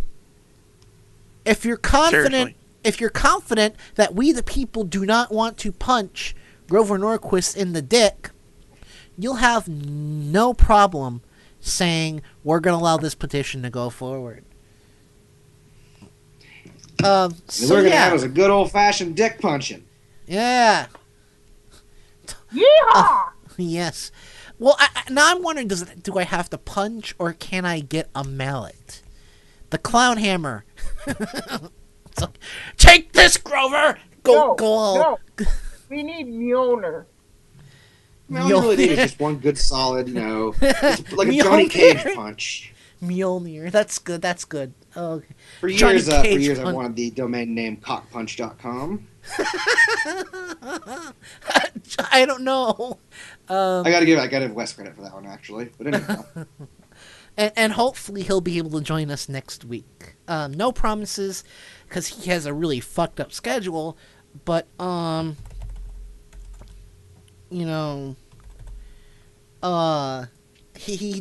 invite is open, and we're gonna try and get Mr. Ward to come on. And remember, if we do, let's be nice to him. He's feeling kind of depressed because he just got his ass whooped. So none of that. You just got your ass whooped. Yeah, none of that. Yeah, Yeah. none of that. We're going to be nice and respectful. So try to keep your snickering barely audible, you know. Yeah, Adam. What are you You're the saying? one What are you You're saying, the one sir? that's going to be. We're going to have problems with. Oh, come on. I am a saint. Look, I love war. He's like my little big brother. Because he is far more successful than I'll ever be. Anywho, with that, we are going to have to sign off for this week.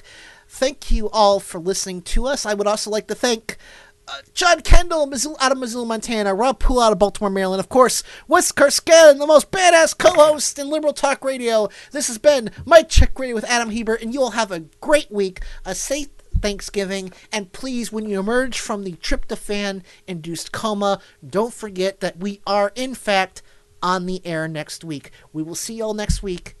Have a nice Thanksgiving holiday. Bye! Time for go to bed. Aye, it is late. Shall we retire? Goodbye, my friends. Goodbye to you all. I'll never forget you. Live in peace. Goodbye, all. Stay happy and good luck. On our way to great adventures. Get out of here! Disgusting worm! Push the button, Frank. Get you next time, Gadget. Next time. Visitors, thank you for your attendance. All right, I think we, let me just end the recording.